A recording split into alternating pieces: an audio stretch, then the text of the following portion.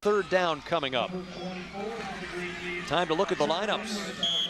The starting lineups. Heritage Ford and the offensive line for the Rocklin Thunder.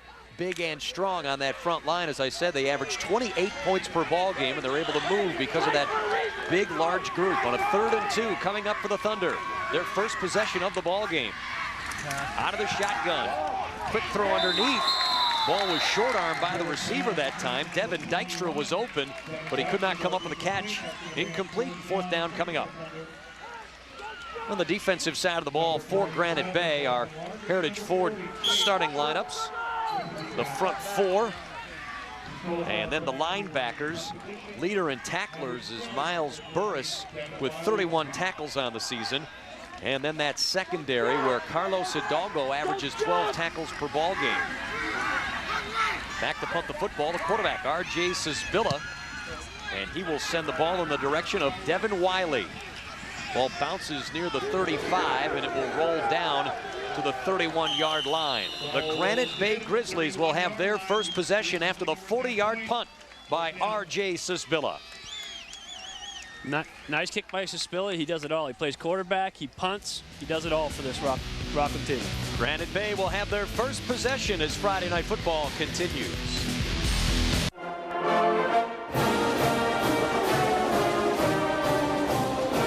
It's a handoff to Lynch. Bringing it back as Hughes.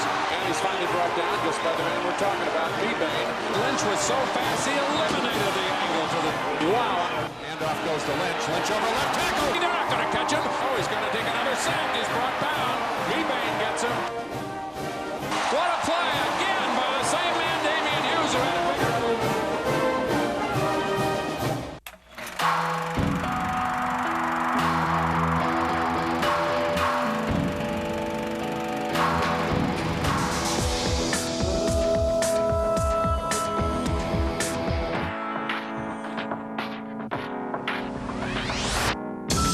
Over the last 100 years, millions of NCAA student athletes have gone pro in something other than sports.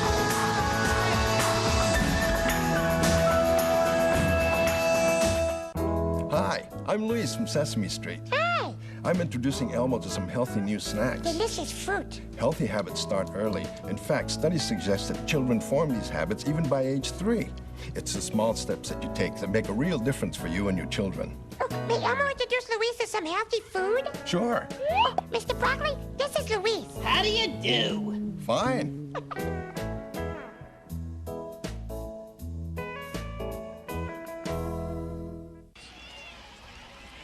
With Mike Pulaski, I am Jim Kozimor. We're in Rocklin, California.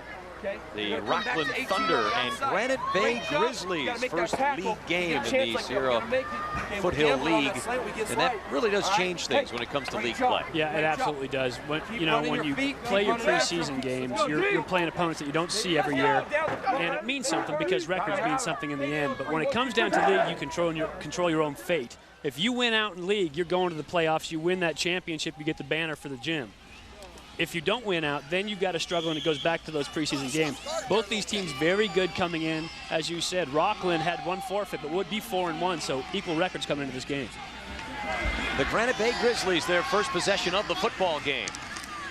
And they hand the ball off to Devin Wiley. Tries to cut it back up the field. Good pursuit defensively. A pickup of 2 on the play. And there to make the tackle is Cameron Wardlaw. Nice rush by Wiley, but a great block on the outside by Keaton Mendoza. Our Heritage Ford starters, the offensive line. They've got talent on that front line. And Robert Haney, a 2-sport kid there. The backs and receivers, the one to watch, Devin Wiley. Ronald Fair, the best target for the quarterback, Thomas Moss. 43 of 65 coming into this game. He's thrown 2 interceptions and 2 touchdowns. They give the ball up the middle. Rambling run by Jordan Wagner, the 5'9" senior at 195 pounds, and he fights his way towards the 40-yard line. Nice job by Wagner. He's the 2-punch. Wiley's the 1-punch, Wagner's the 2-punch. So Wiley's going to be the guy to the outside. He has legit 4.39, 4.4 speed.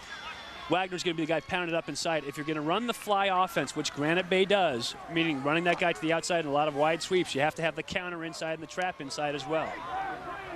3rd down situation for the Granite Bay Grizzlies.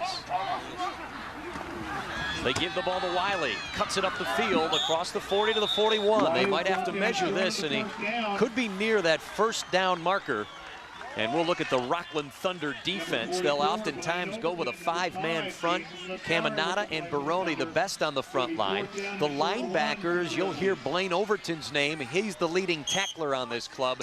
And in the secondary, Chris Garrison and Dylan Lane are wideouts on the offensive side. Garrison had an interception against Reed, and Granite Bay will have to kick the football. One of the things for Rocklin, you're going to see a lot of the names on offense and defense with the lineups, whereas Granite Bay is really a single side of the ball team. They play guys on one side. Rocklin is playing a lot of guys both ways tonight. And Granite Bay with an 83-player roster, that's one of the reasons they can afford to have guys just play one side of the football. And the first punt of the ball game for Granite Bay off the foot of Scott Enos. It goes to the return man, Devin Dykstra, who fights his way up the field. He's near the 40-yard line. The Rocklin Thunder will have their second possession, a 37-yard punt by Enos, a 15-yard return. Well, so far, neither offense with a big start kicking off.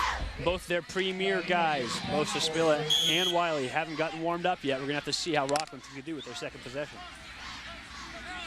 Now, they run a multiple offense. It's more of a pro-set, pro-style offense, so you're going to see a bunch of different looks out of Rocklin tonight. Suspilla out of the shotgun. Man in motion, Bassani.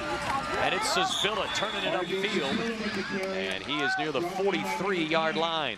Pick up on the play of 6, and you can see with this quarterback, he's going to do a lot for this club with the running back, Smiley, being out. Well, he is basically, a lot of times, your best athlete in the high school game is your quarterback. That was just a lead play. He took the ball as a quarterback. You can block with both backs out front. He took it and just followed his lead blocking. We should point out that running back, Smiley, was averaging 124 all-purpose yards per game. They had a 173-yard game against Laguna Creek. Out of the gun. Suspilla throws on the run. The pass is complete. A diving catch is made by Bo Bassani. He's got a first down for the Rocklin Thunder. And a nice ball by Suspilla. Put it right on the money, on the move. That's a hard ball to throw, and he stuck it right where he had to. See, just a quick roll to the right. Good blocking out in front. And under pressure, delivers that ball outside. Perfect pass. 7-yard pickup for Rocklin. First catch of the ball game for Bassani, his 20th of the year, and he goes in motion here on 1st and 10 from midfield. And it's Suspilla up the middle. He gets drilled in the secondary, picks up 8 yards on the play. Second down coming up. Nice tackle in the secondary made by Miles Burris.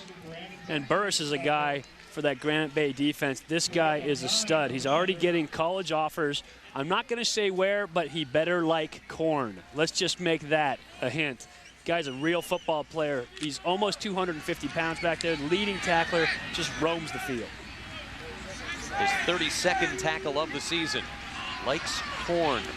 And husking, but I'm not saying anymore. I was thinking maize for the Native American, and blue. A pass is complete. No, it is not. It is dropped by Dylan Lane, the receiver, a 6'3" senior, one of the 2 primary targets for R.J. Suspilla. And Suspilla hitting that quick hitch inside a couple times tonight. Both balls have been dropped so far.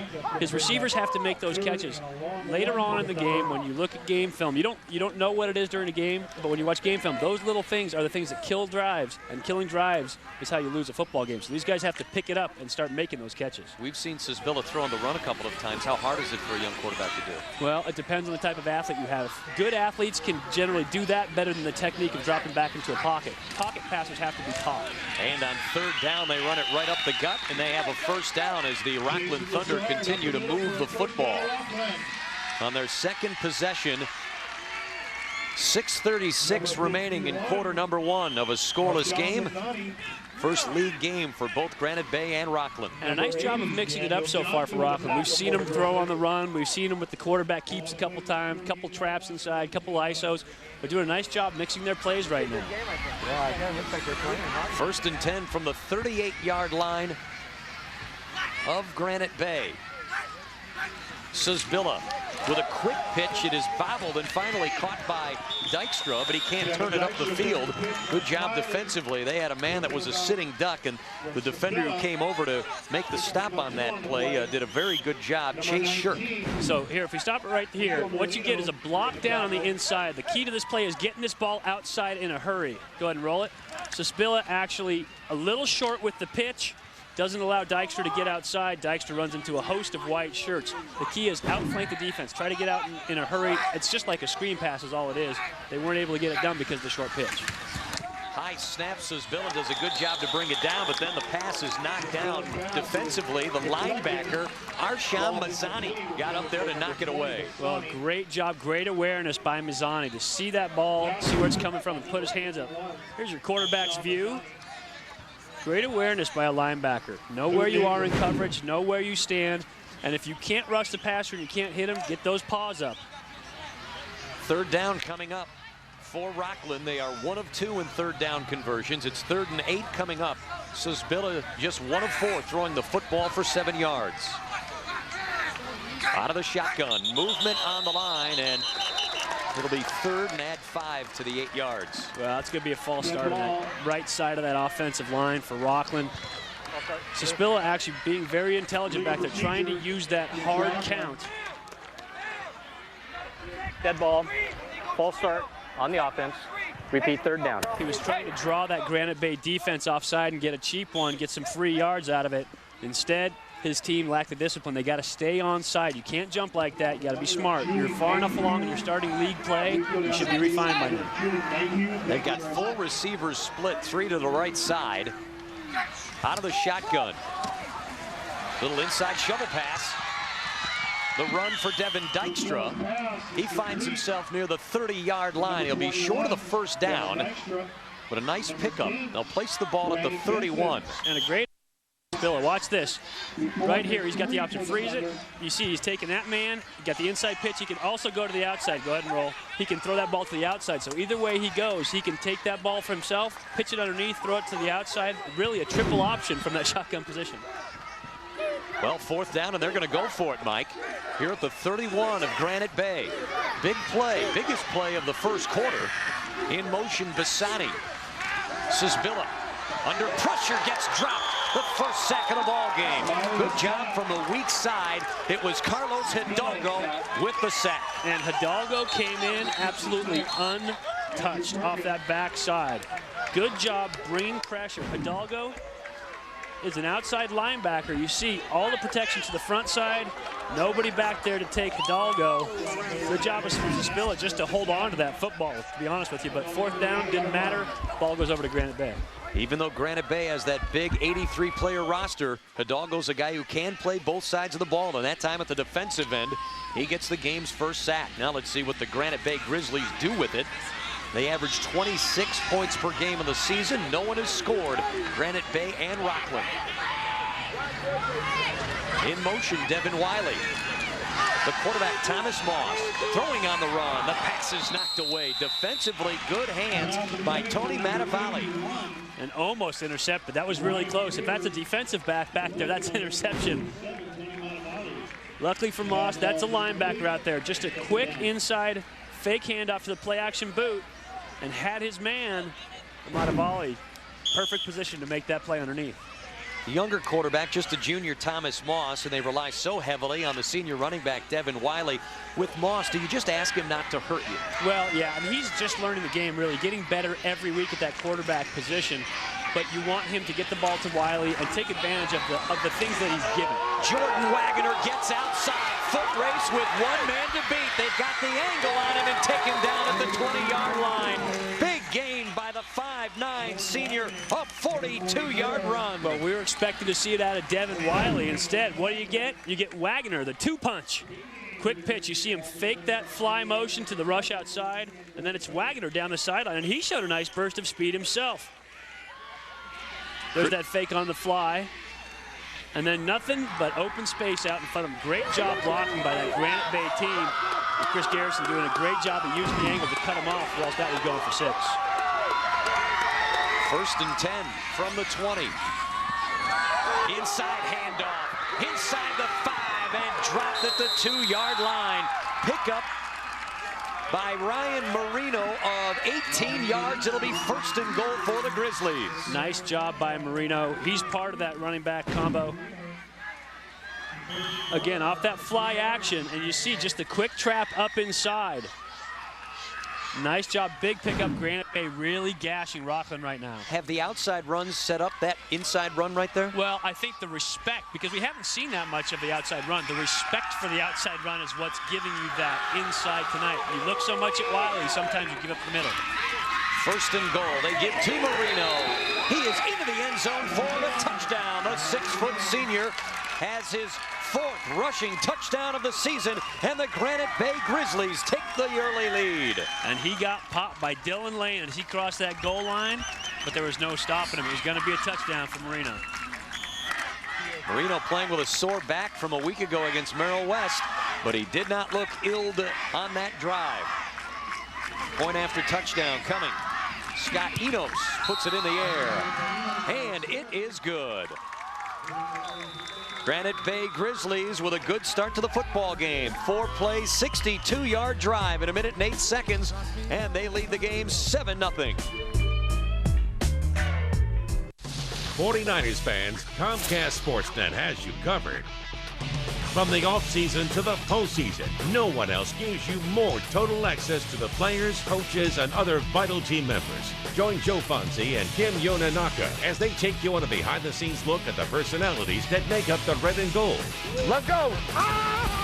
To know the team, you need 49ers Total Access. Sunday night at 11:30 on Comcast Sportsnet. We've got you covered.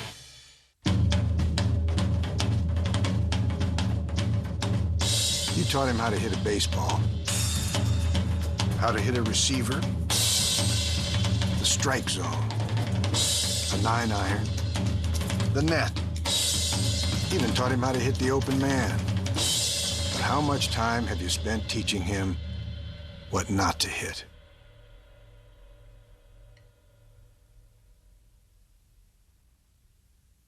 I'm tall enough to reach the light switches. I'm big enough to brush my teeth by myself. I'm the tallest kid in my class. I haven't worn diapers in years. I'm much less likely to vomit at random now. My cups don't have lids anymore. Mine either. I'm getting pretty big. But to help me survive a car crash, I still need you to give me a boost. Until they're 4'9", use a booster seat in the car and don't let them down. With Mike Pulaski, I am Jim Kozimor. 3:33 remaining in quarter number 1 here in Rocklin, California, where the Granite Bay Grizzlies have taken a 7-0 lead off the short game touchdown by Ryan Marino. Well, a big one. That drive in its entirety. 4 plays for 62 yards. Of course, the big one, Wagner had that 42-yard rush down the sideline, but a great offensive start for Granite Bay. They stalled on their first possession, came back strong on that second possession.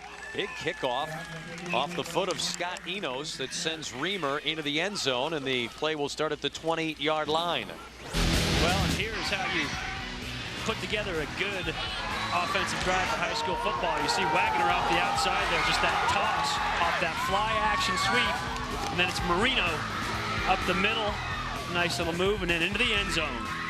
Quick pop, he gets smacked right there on the goal line, but the ball already crossed the plane. The big gain, a 20-yard run on that 4-play drive that eventually led to the game's first score. Inside handoff, Ronnie Thomas takes it to the right side, turns it up the field, and gets dropped at the 27-yard line. Pickup of 8 on the play. 2nd down and 2 coming up for the Rocklin Thunder, trying to move the football. Last week they beat Galt 23-13, a win in the scoring column. 3-2 in the season. Mentioned that forfeit earlier this year. Very unusual circumstance in week number 1. They won the football game but had an ineligible player. Played just 1 play late in the game, and they had to forfeit the football game. Passes complete on the near side to the 6'4" junior Chris Garrison, who turns it upfield for the first down. Nice ball out there by Suspilla. Just a what's called a curl downfield, a 12-yard route. You stop, you turn around and face your quarterback. Garrison did a good job bringing it down. And there was no question, Suspilla was going there the whole time. And Garrison did a nice job trying to fight for those extra yards here. And ends up attracting a whole host of white jerseys, like a swarm of hornets out there, isn't it? Garrison, a three-sport guy, not only football, plays basketball and baseball. At 6'4", a big target for R.J. Sisbilla. 1st and 10. It's Sisbilla through the middle of the line. Drags a man forward. Nice gain. A pickup of 5 for the quarterback. He's a tough runner. Now remember, he did used to play defense, so does a player like that always have the instinct for physicality? Well, I think he's just a naturally gifted athlete, a guy who likes to mix it up to begin with. I thought he did a really nice job right there, picking his way through a minefield. You know, that line was actually, there was no real hole to find, and he just did a good job finding a way to weave down, like water, you know, finding the path of least resistance. He found it. He got a good pickup. 5 carries, 17 yards for the quarterback. 2nd down and 5 out of the shotgun. Throws the near side. Garrison near that 1st down marker. We'll see where they spot it. But a nice route run by the junior wide receiver, who also plays safety on the defensive side. Well, in Granite Bay, in that first defensive series they had, they found something they liked when they ran that outside blitz. They're bringing the dogs off the outside right now. Carlos Hidalgo in there playing that outside linebacker position. He came on that play, and he was looking to put one on Sisbilla. He averages 12 tackles per ball game, Hidalgo does. Minute 25 remaining in quarter number 1 here from Rocklin. They give him the 1st down on that catch. Nice job by Garrison. I've been impressed with his 2 routes. 2 catches, 15 yards. 1st and 10 as Rocklin approaches midfield here in the 1st quarter. Trailing in the football game, it's Sisbilla, tucks and runs right through the middle and finds himself inside the territory of the Granite Bay Grizzlies. You know, when he gets the ball, he's not messing around. He runs it more like a tailback than a quarterback. You see those shoulder pads get low, the head come down a little bit, and he's going to pick up the tough yards. Ball at the Granite Bay 48-yard line. 2nd down coming up. No, I mentioned that story about Rocklin at 3-2 and their coach Greg Benzel, with his team forfeiting a game. He's the guy who pointed out that his program made a mistake. I think that's a stand-up guy. Well, it's absolutely the right thing to do if you're a coach. Now, I'm sure in retrospect, they dressed a player who was ineligible to kind of get him some experience. That's what they were looking for, try to get him experience. Through miscommunication, the guy ended up seeing the play for one play, got in the game, they pulled him back out. Penalty. Obviously, it had to 2nd go down. over again. They wouldn't dress the guy this time, but as soon as he figured out the mistake, he let the league know. Friday Night Football is brought to you by Hawkins Exteriors. There's no replacement for quality. Hawkins Exteriors. Call 1-866-GO-HAWKINS. 2nd down and 11. Off the 5-yard penalty for too much time to run the play, and now off the shotgun, Sisbilla. They have his number now. The white jerseys are swarming all around the quarterback, R.J. Sisbilla. Well, Tom Strickland actually did a great job playing that outside run. He was there, Hidalgo there as well. But Strickland really the key to that. He formed up that tackle up front, shed his block, and made a nice tackle. 1st quarter is all over. Rocklin will continue with the football and have a 3rd down coming up as the team's exchange ends. 1 score in the 1st quarter. It came from Granite Bay on a 4-play drive. They lead it 7-0. Think you know sports? When is baseball going to get past this? If you can't rebound, you're still going to lose. Can you handle the truth? He is a complete sham artist. They really don't have the personnel to get it done. I'm saying he's worth the risk with the right head coach. You want some of this? They still can't play defense. This guy has proven nothing. That locker room is going to be destroyed. That's unacceptable. Then join the team. John, Scott, Franklin, Harold, and Jody. The Sierra Central Sports Roundtable. Sunday mornings at 8:30 on Comcast Sportsnet. Your source for local sports. Alone and crying, boom, boom, bam. Crying, pom, pom, pom. Crying, chaka, chaka, cha. Crying is always good. It's easy to tell if you've had way too many.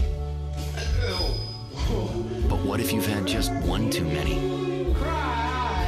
Buzz driving is drunk driving. There we go.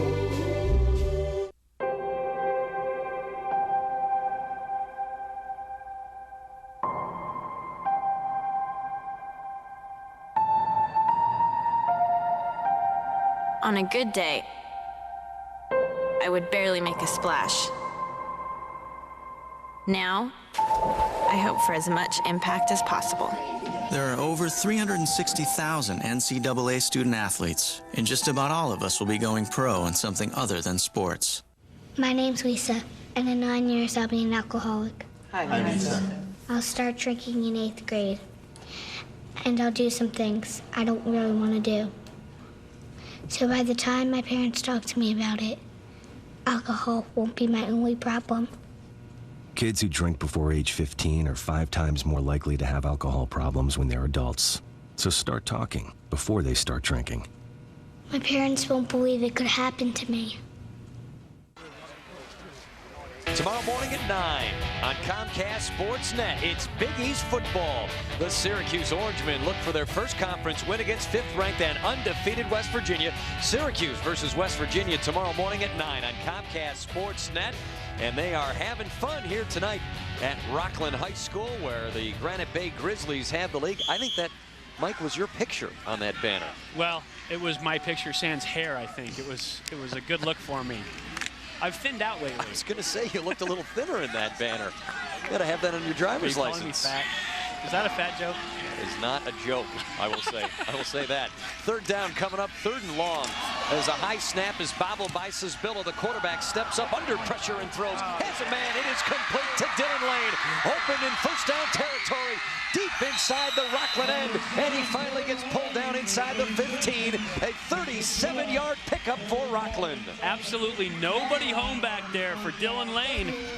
You know, sometimes when you get a bad snap, and you saw that bad snap that started off, defenses get out of their lanes. It's up high, they see that ball, and things go haywire.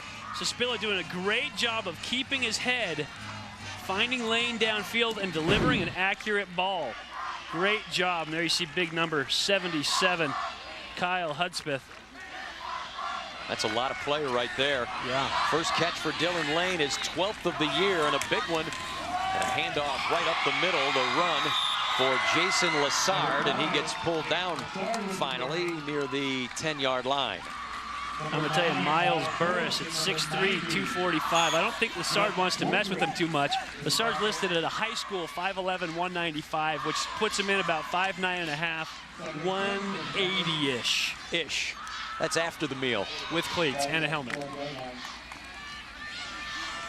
So this is a good drive for the Rocklin Thunder, the 12th ranked team in the area here near Sacramento, where Rocklin sits about 25 miles from the state capital. Delay, they give the ball up the middle to Bo Bassani, and he tried the left side but gets pulled down defensively. Nice job by this Granite Bay team, and again, Carlos Hidalgo near the football. Called the sprint draw. Great job by Hidalgo sitting home. The play is designed to get flow moving one direction. Everybody running towards that quarterback sprint along with Sisbilla. Instead, Hidalgo stayed home, saw it coming, made a tackle. That is good, disciplined defense. 3rd down coming up. The most effective drive of the night for Rocklin early in the 2nd quarter.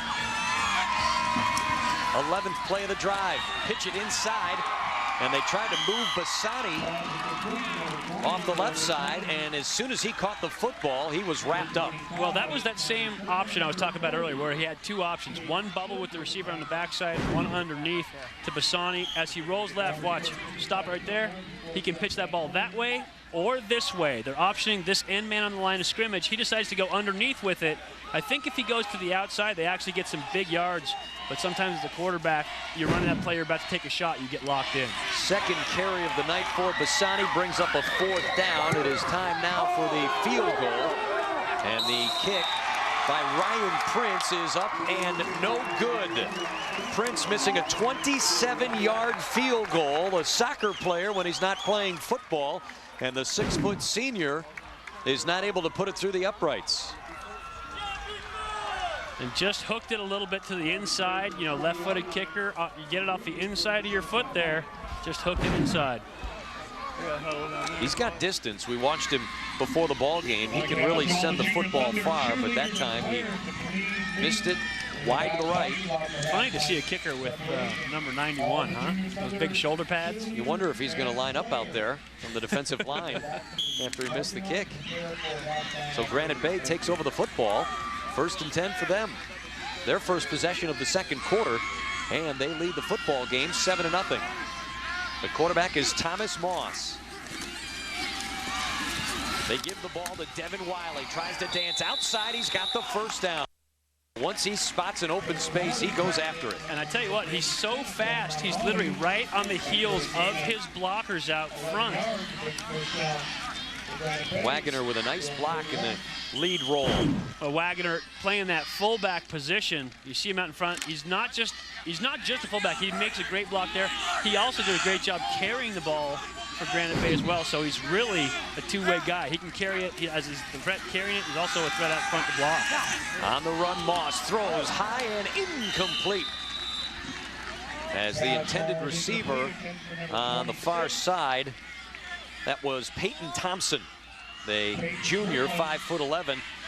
He has 2 catches on the season. He's got 1 touchdown. And just a little bit behind him. He had to stop, try to come back for that ball.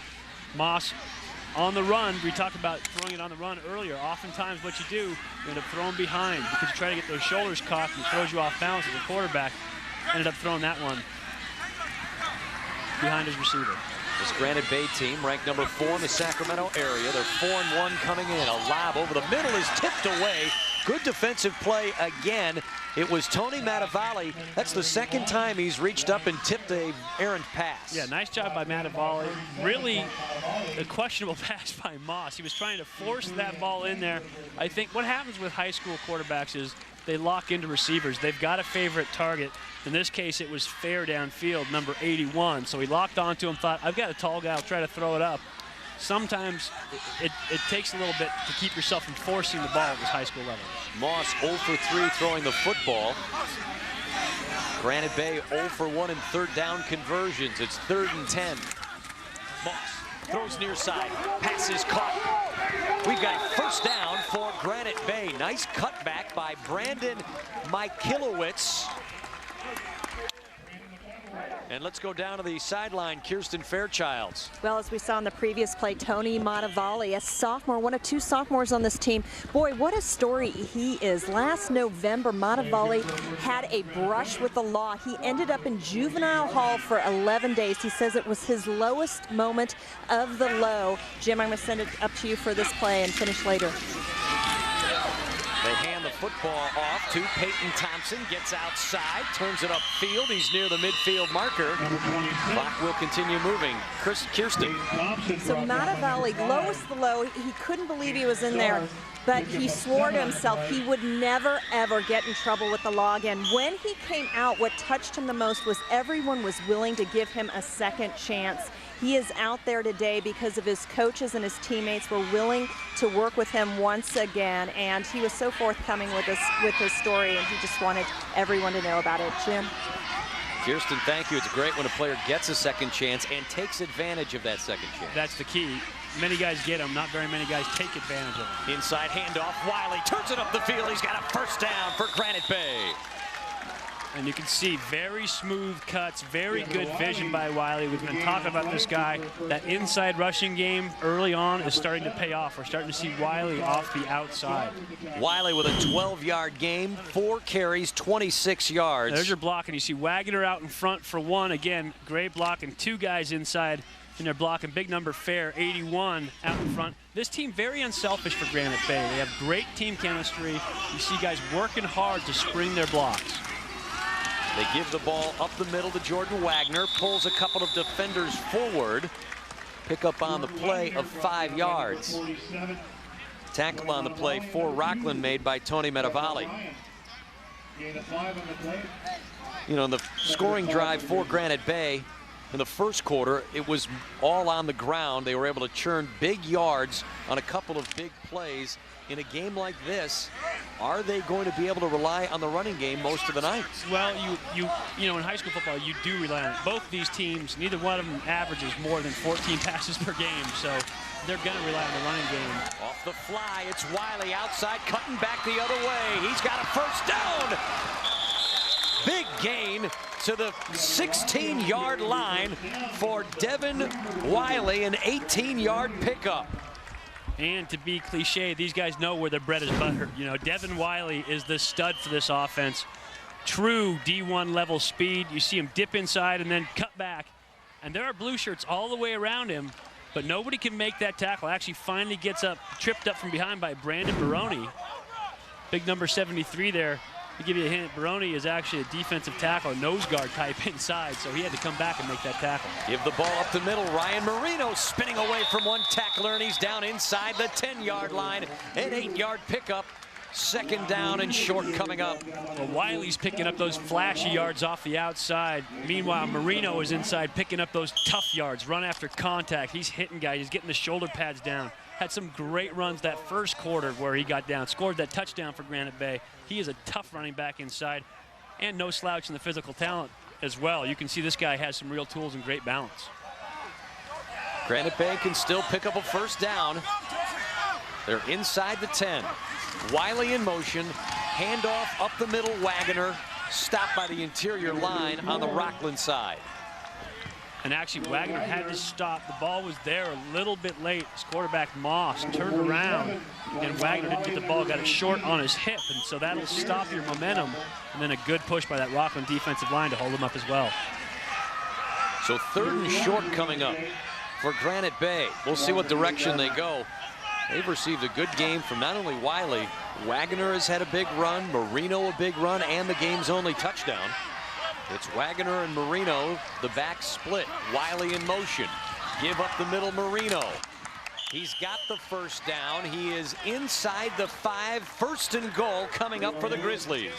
Wiley is going to run about 7.5 miles tonight. They keep running that fly motion. You see the receiver down the line of scrimmage, back and forth. Every play he's running that fly motion. By the end of the night, he's going to be running somewhere around 70 sprints. Do you have to sell that every time, though? You have to. If you don't sell it, if you don't run it, then teams can key inside. The fact is, he's a huge threat off the outside. But if he runs in a slow motion across, teams will start to hone in on that trap.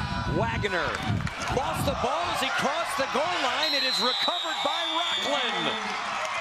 And that is a turnover. They're ruling it before he crossed the goal line. That's a touchback. Rocklin ball. Wow. Now, if he had crossed the goal line, then clearly a touchdown across the plane. But they're ruling it. He got hit in the field of play, fumbled it in the end zone. That's a turnover. And a big one for Rocklin because things were not going their way. Granite Bay was controlling this game. And it looked like he would go into the end zone untouched. Nope, and it came out all on its own. He wasn't even hit. He hit the ball on his own knee and fumbled that ball on his own. Was he maybe anticipating the hit coming? I think he was. He was trying to shoot that gap, but you see that right knee came up at the same time that the ball was right there, and he just basically punched the ball out of his own hands. 12 plays, 79 yards on that drive by Granite Bay, and they cough it up at the goal line. First down and 10 from their own 20. Let's see if Rocklin can take advantage, but on the snap, it's over the head of Sisbilla. He recovers it inside the 5. Wow, 2 crazy plays, all going near the goal line of Rocklin. Well, we saw that snap by Kyle Hudspeth early in the game that was high. Running the shotgun at any level, NFL coaches that I've had have torn their hair out running the shotgun. Obviously, they don't have it nailed here for Rocklin, having a hard time with that shotgun snap. I would expect to see him go under center more, and that really limits what you can do on an offense if you have to take out one of your fastest with the shotgun. They place that ball a little bit closer to the 4. Wagoner on that offensive side for Granite Bay talking things over. They'll put the ball in the air. Pass is incomplete over the intended receiver, Matt Stover. He's a 6'5" senior. Rocklin tried to buy room. And Sisbilla just dropped back and threw that ball up. He was getting ready to get rid of that thing right away. He knew it was in his own end zone. He wanted to get rid of that football. Sisbilla now 6 of 10 throwing the football, 73 yards. They're in dangerous territory right here. With third down coming up, if they don't buy some space, they'll be punting from deep in their own end zone. Yeah, they're going to have to run what's called a safe punt. You like to have 15 yards to be able to get your punt off. They're going to have less than that for the snap, so you can expect a punt rush coming up. Out of the shotgun. And we've seen 2 errant snaps. This one a high floater. Sisbilla throwing it. Stover near side. Can't get 2 hands on it. And the ball falls incomplete. Looked like he went up with just 1 hand. He went up with just, I think he lost the football. I think he could not find that football in the air. Otherwise, that's a very catchable ball, a good ball by Sisbilla. Again, a bad snap, high and left. But Sisbilla puts it in a perfect spot to the outside. And Stover just goes up with one hand. If he goes up with two, that's a catch. But he faded away and went up with one hand. And Suspilla can't believe it. He thought he threw a good ball. And now it's R.J. Suspilla from his own end zone. Puts it in the air. Back for Wiley from the 39. Moves forward, still on his feet. And near the 25-yard line, a 35-yard punt, 14-yard return for Devin Wiley. Good field position for the Granite Bay Grizzlies. They lead the football game 7-0 here on Friday Night Football on Comcast Sportsnet. Hey, thanks for stopping by. You know, I followed your character since the first episode. I'm a big fan, big fan. Thank you. And listen, your storyline, it makes for incredible TV drama. Thing is, your drug use is very adult content. Too adult for the kids. So I'm gonna have to block you. Oh, man. Yeah. Well, have a good one. You're a nice lady. What happens when you mix tools with water? You then add a few experts each week from the marine industry. You pour this concoction over top a bunch of different pleasure boats, and then John Graviscus, our resident boat improvement expert, jumps in. That's right. You get America's favorite boat improvement show, Shipshape TV. Shipshape TV can be seen right here on Comcast Sportsnet West every Saturday morning at 10:30. And it's a block punt. What kind of kick was that? You gotta be kidding me. Hey, hot shot. Sounds like you know a lot about the game. You should put that to good use. There are plenty of ways that you can volunteer in your community. You just need to figure out what you like to do and pass it on to others. Show them how to kick that ball. To find out ways you can volunteer in your community, log on to teensvolunteer.org. Do what you like to do. Volunteer. Great, this time try to kick the ball. Granite Bay with a 7-0 lead. The junior center, Kyle Hudspeth, with a tough night tonight. Well, and he's practicing his snaps over on the sideline. See if you can tell me the difference between that last one and what's happening here out live in the game. The reason these snaps are high, Coach, is because he has to step full speed in the game. He's got a man over his head. On the sideline, he's over there practicing, but he's stepping half speed. When you pick it up to game speed, it gets harder to make that snap. He needs to snap on the sideline when he's practicing, full step with the guy over his head every time, and that's how you get that timing down. As difficult as that is physically, what about the mental side when you have a couple of bad snaps in there? You know, it's like a pitcher trying to find it. You start aiming things, and then it really goes bad. Now let's see what Granite Bay does with a football after the punt. 1st and 10. They give up the middle, but there is no area to move that time. No gain on the play. 2nd down coming up. Big hit on the play by number 5, Jason Lasson. Friday Night Football is brought to you in part by Hawkins Exteriors. For a limited time, buy 10 new Energy Star replacement windows from $3,799 installed. Call Hawkins Exteriors today at 1-866-GO-HAWKINS. Speaking of Hawkins Exteriors, we got a nice exterior booth here tonight. Being in California, lovely place to do a game from up here. Think it'd be any different if we were in South Dakota or the Upper Peninsula of Michigan? It wouldn't be as lovely. On the run, Thomas Moss. Pass is complete on the far side. And talk about second chances, Mike. Who caught that ball? Michalkiewicz. We're working on that name tonight, Coach. I would think, as a Polish man yourself, yes, being another Pole here in the booth, that you would get that pronunciation correct. I'll tell you the honest truth. The only reason I know it, Jim Michalczyk, the offensive line coach for Cal. Michalkiewicz hauls it in, and nice he's job getting inbounds. his feet down, too. Yes, a very good job for the junior receiver, his first catch of the ball game. A 21-yard pickup, 1st and goal. Wiley spinning inside the 5, toward the goal line, stopped just short. Boy, Devin Wiley is tough to bring down. Wiley with 6 carries in the game for 48 yards. Not a bad average. He's averaging just under 10 a carry on the night right now at 8 a carry. Running that fly style, and you see great vision. He finds a hole and gets up inside of it in a hurry. You know, last time Granite Bay was down here, that big fumble by Wagner going in, they actually fumbled twice inside the 5-yard line versus Napa, and they won that game 28-21. So they've come back from adversity before. Marino up the middle. He gets stopped by that tough interior defensive line by Rocklin. Another fumble late. Another fumble late. Granite Bay has to do a better job holding on to that football down by the goal line. Inside that defensive line, a good push by Brandon Baroni. He's only 5'9", but 220 pounds. And Baroni was the guy that Coach Benzel told us was going to have to stop the trap tonight. He was going to have to be the big trap stopper inside. Like you said, just a sophomore, but a big body inside. He's the guy that has to play physical, and we saw him there do a nice job shedding a block and making the tackle. 3rd down and goal. Moss under center. Wiley cuts it back towards the goal line, into the end zone. Touchdown, Granite Bay Grizzlies. One of those slippery guys. You see, I mean, there was really no hole there. He just found his spot, got up and in, and pushed through for that touchdown. Outstanding job running the football and very good vision by Devin Wiley. His 12th touchdown of the season, 11th on the ground. And Granite Bay with their 2nd score of the night. A 5-play, 26-yard drive in a little over 2 minutes. And that's after Rocklin had to pump the ball from the 4 on the point after touchdown. Scott Enos makes it count. He now has 17 PATs on the season, and the Grizzlies have the lead. Nice job by Wiley out there. You can see it, running that fly offense, you have to be able to get up inside the hole, and you can see he squares his shoulders, finds that end zone for the Granite Bay touchdown. Right, yeah, fish on! Fishing is fun, but catching fish is funner. Whether it's autumn, winter, spring, or summer. From the Sacramento River to the San Francisco Bay.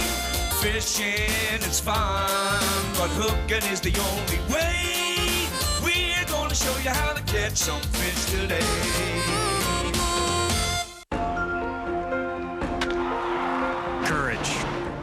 Determination. Commitment.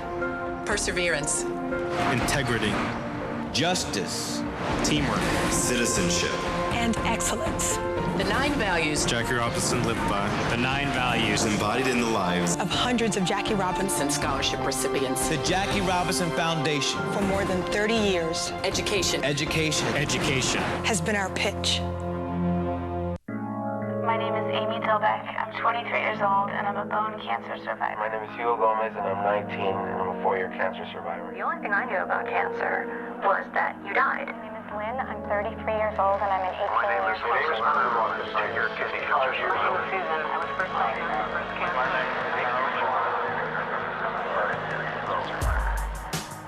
There's a story behind every band. I'm Lance Armstrong. Share your story at livestrong.org. Minute 33 remaining here in the 2nd quarter. Granite Bay shutting out Rocklin 14-0. 2 short yardage touchdown runs. And on the ensuing kickoff, Scott Enos puts it in the air. Near side. Spencer Reamer runs his way across the 20, gets drilled, and we've got a flag thrown at the end of that play. I think that's going to be a block in the back. I saw it on the near sideline here. Blue 56, illegal block in the back during the return. Okay. We're on the 20. See, we're not supposed to hear those numbers, but we cheated and we got the number on that one. Again, Mike, as I like to say, we've got to hold these young men accountable. Well, we'll do it on that one. During the run back, illegal block in the back. On the return team, 10-yard penalty. Mondays at 7, keep up with all the high school sports action from throughout Northern California.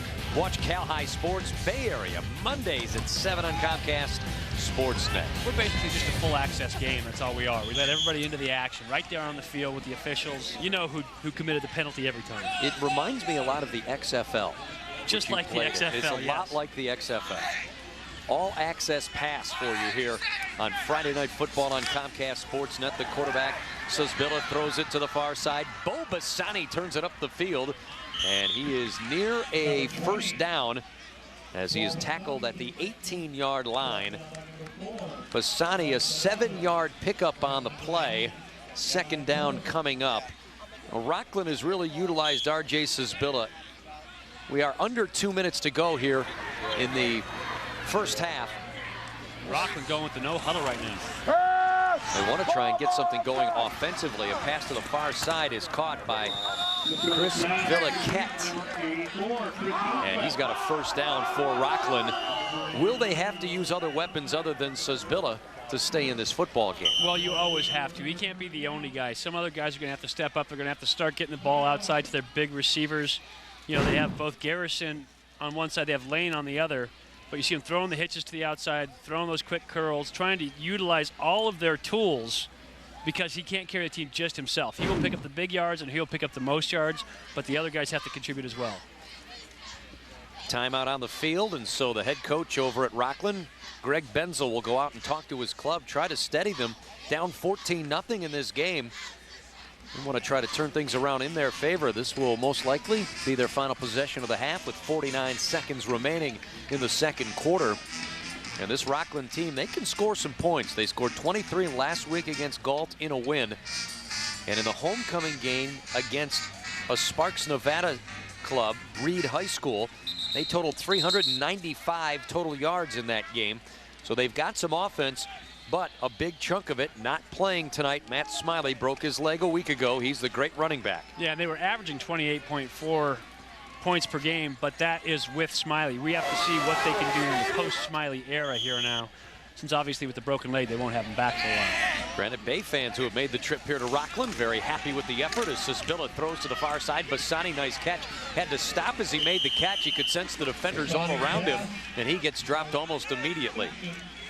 Well, they need to, if they're going to throw the ball, try to get it out to the sideline, get to the sideline, stop the clock that way so they can get up and preserve as many seconds as possible. Here comes the pressure.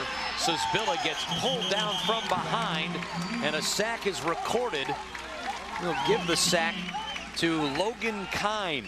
Was able to get inside, pull him down, the 6-foot senior. And now I think Rocklin might just let it run out.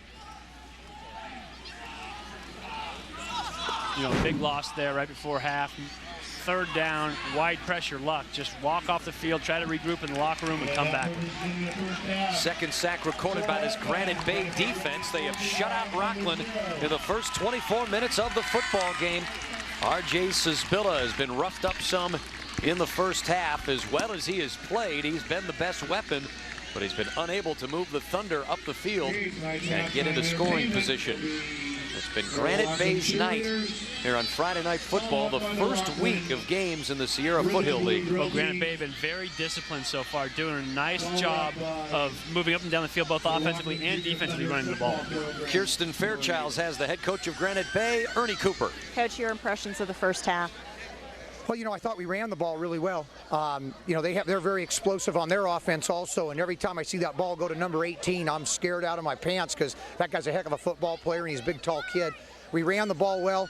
I just gathered my team and told them, hey, we came here to play 2 halves. Let's don't be satisfied. Let's play 2 halves of football, and then at the end of the night, we can say we did our job. Thanks, Coach. Good luck. Jim. All right, Kirsten, thanks very much. The Granite Bay Grizzlies have been solid on both sides of the football, and at the half, they lead 14-0 on the Rocklin Thunder. Okay, guys, you gotta be quicker out there, okay? Especially you, Bullseye. Need to go really fast?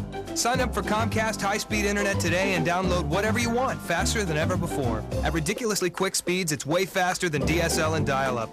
Sign up today and start doing more things online faster. Just call 1-888-COMCAST. Comcast high-speed internet. It's Comcastic. Hi, I'm Luis from Sesame Street. You are your child's first teacher, so make physical activity and eating right part of your routine. Not only will you feel great, but it'll make it easier for your children to stay healthy as they grow older. Dance time! It's the small steps you take to make a real difference for you and your children. Oh, does Luis know what time it is now? What time is it? Nap time!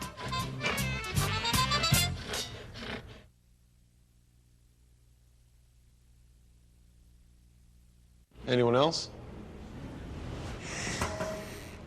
My name is David, and in 8 years, I'll be an alcoholic. Hi, David. I'll start drinking in middle school, just at parties. But my parents won't start talking to me about it till high school. And by then, I'll already be in some trouble. Kids who drink before age 15 are 5 times more likely to have alcohol problems when they're adults. The thing is, my parents won't even see it coming. So start talking. Who's next? Before they start drinking. I'm tall enough to reach the monkey bars. I can reach anything on the counter, even things you think I can't. I can understand everything you S-P-E-L. I'm the tallest kid in my class. I'm getting pretty big, but to help me survive a car crash, I still need you to give me a boost. Until they're 4'9", use a booster seat in the car and don't let them down.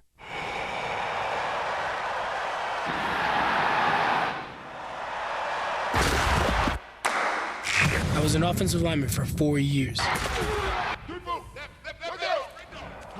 I no longer wear pads, but I still carry a lot of weight on my shoulders.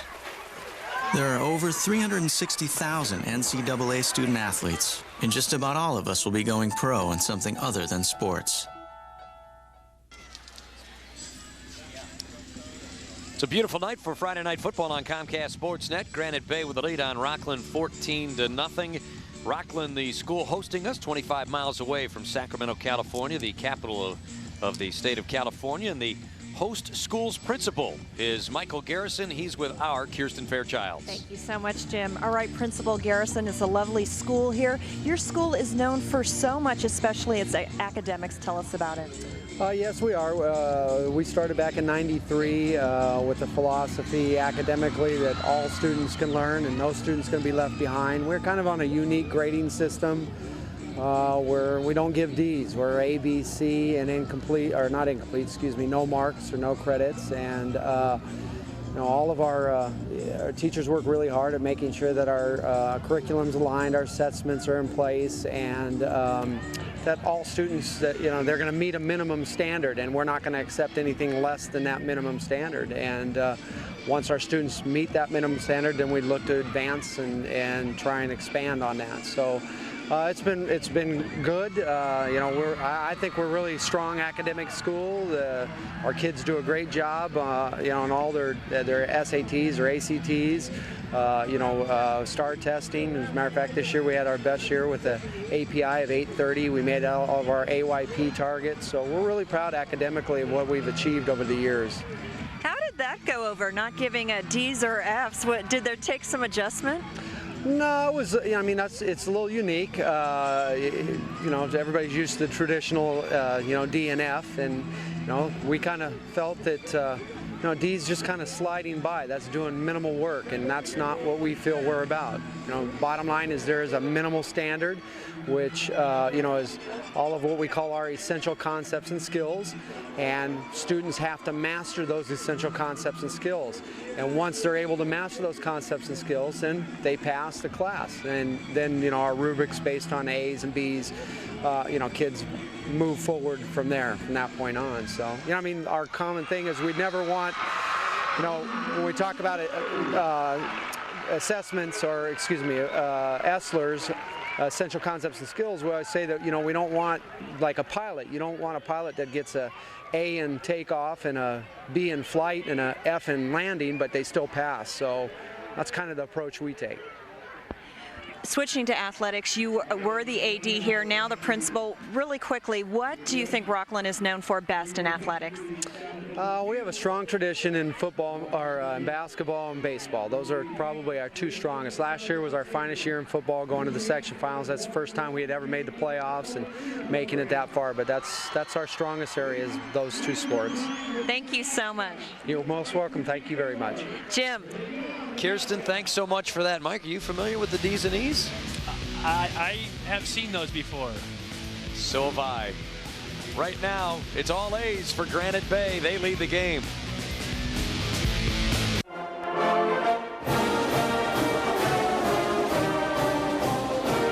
a handoff to Lynch. Bringing it back as shoes. And he's finally brought down just by the man we're talking about, Mebane. Lynch was so fast, he eliminated the angle to the... Wow. Handoff goes to Lynch. Lynch over left tackle. They're not going to catch him. Oh, he's going to take another sack. He's brought down.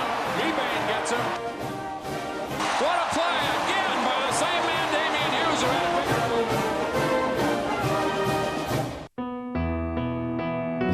comes marching home again, we'll pin a medal on his chest, pat him on the back, and move on with our lives.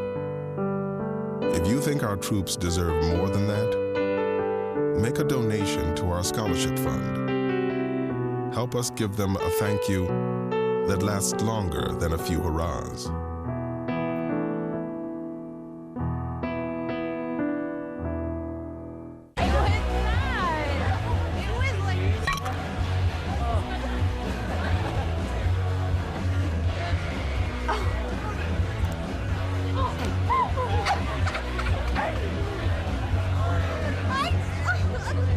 It's easy to tell if you've had way too many. But what if you've had just one too many? Buzz driving is drunk driving.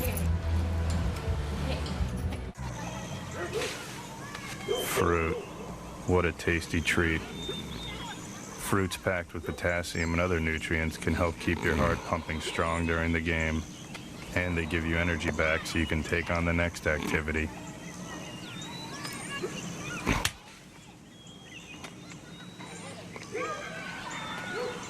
Can your food do that?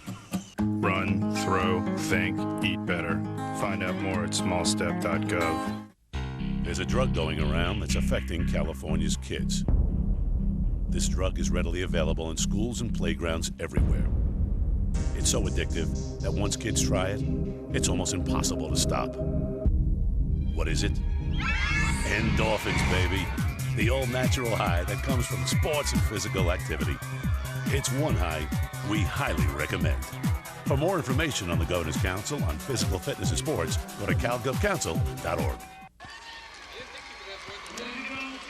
Youngsters are staying up late night enjoying Friday Night Football on Comcast Sportsnet. Granite Bay with a 14-0 lead, and they've got a great sports program at Granite Bay and some great alumni as well. Greg Holmes is the boys golf coach, and Kirsten Fairchilds, I guess he had quite a protege. He sure did. You know, as you mentioned, Granite Bay, not in existence for too long, but already with some professional athletes out there, including one young lady who played on your boys' golf team. Tell us about her. Natalie Gulbis. When we first started Granite Bay High School 10 years ago, I think she was a freshman opening up the school and played on the varsity boys golf team in her sophomore and junior year. We were real fortunate to have her. She was just a great young lady. Got along great with the guys. In fact, really enjoyed playing with the boys. And she played. You know, she won the league tournament. She was a league champion in herself, playing against a lot of Division I scholarship boys throughout the league. Her senior year, she did leave school in the middle of the year. She graduated at first semester and went to Florida to work on her game and go on to Arizona to play, college golf. But so we didn't get her senior year, but. Wonderful young lady, just a great kid to be around, and I watch her now, and she deserves everything she's got. Natalie Gulbis, one of the bright stars of the LPGA Tour. I understand, though, she's not the best golfer who ever played for you? Well, she's certainly one of the best. She didn't play as a senior, but she was the best I had then for sure. We've kind of gone on to bigger and better things as a team since then. We've had a number of Division I scholarship athletes come out as well as Natalie, so I'd say she's right there with any of the boys that have come out, and we've had a number of pretty good ones. You're also the chair of the math department at Granite Bay. What is Granite Bay known for when it comes to academics? You know, you asked me about this earlier, and I've been thinking, Granite Bay is not known for any one thing, and that's what makes Granite Bay so unique. We have an absolutely great athletic program. If the team is not at or at top of the section, it's really unusual. It's something that they need to improve on, or that's the feeling at Granite Bay. In academics, it's the same throughout the school. As head of the math department, of course, I know statistics there, and between 20 to 25% of our student body, of our seniors, finish AP Calculus. That's a fifth of the student or more are through AP Calculus.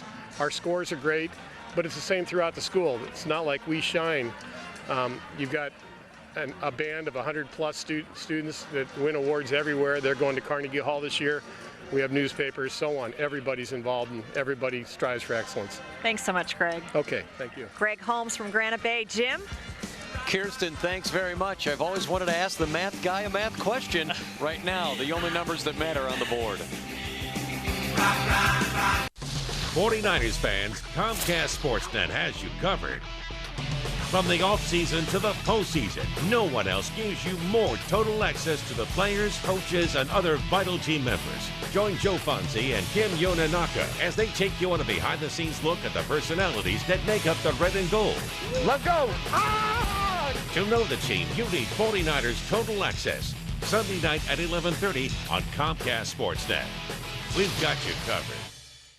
Yeah, I have a little attitude, but I've earned it. I've put in the hours. I practice every day. I've learned from the best, and I have no doubt that I can play at the highest level. Right now, I'm guessing I'll end up in either Chicago or New Orleans. Most good jazz musicians do.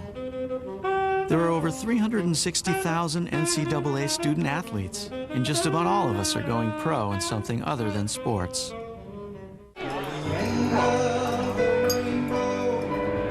My pot of gold, your daddy's little girl, till heaven home.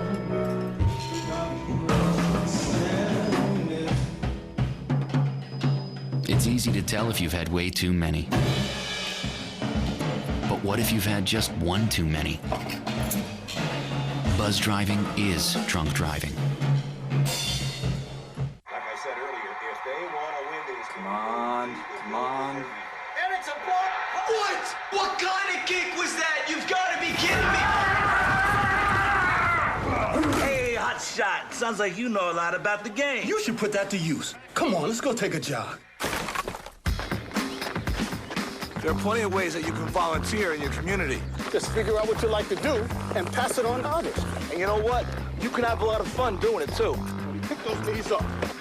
Keep going. Pick those legs up. Let's go.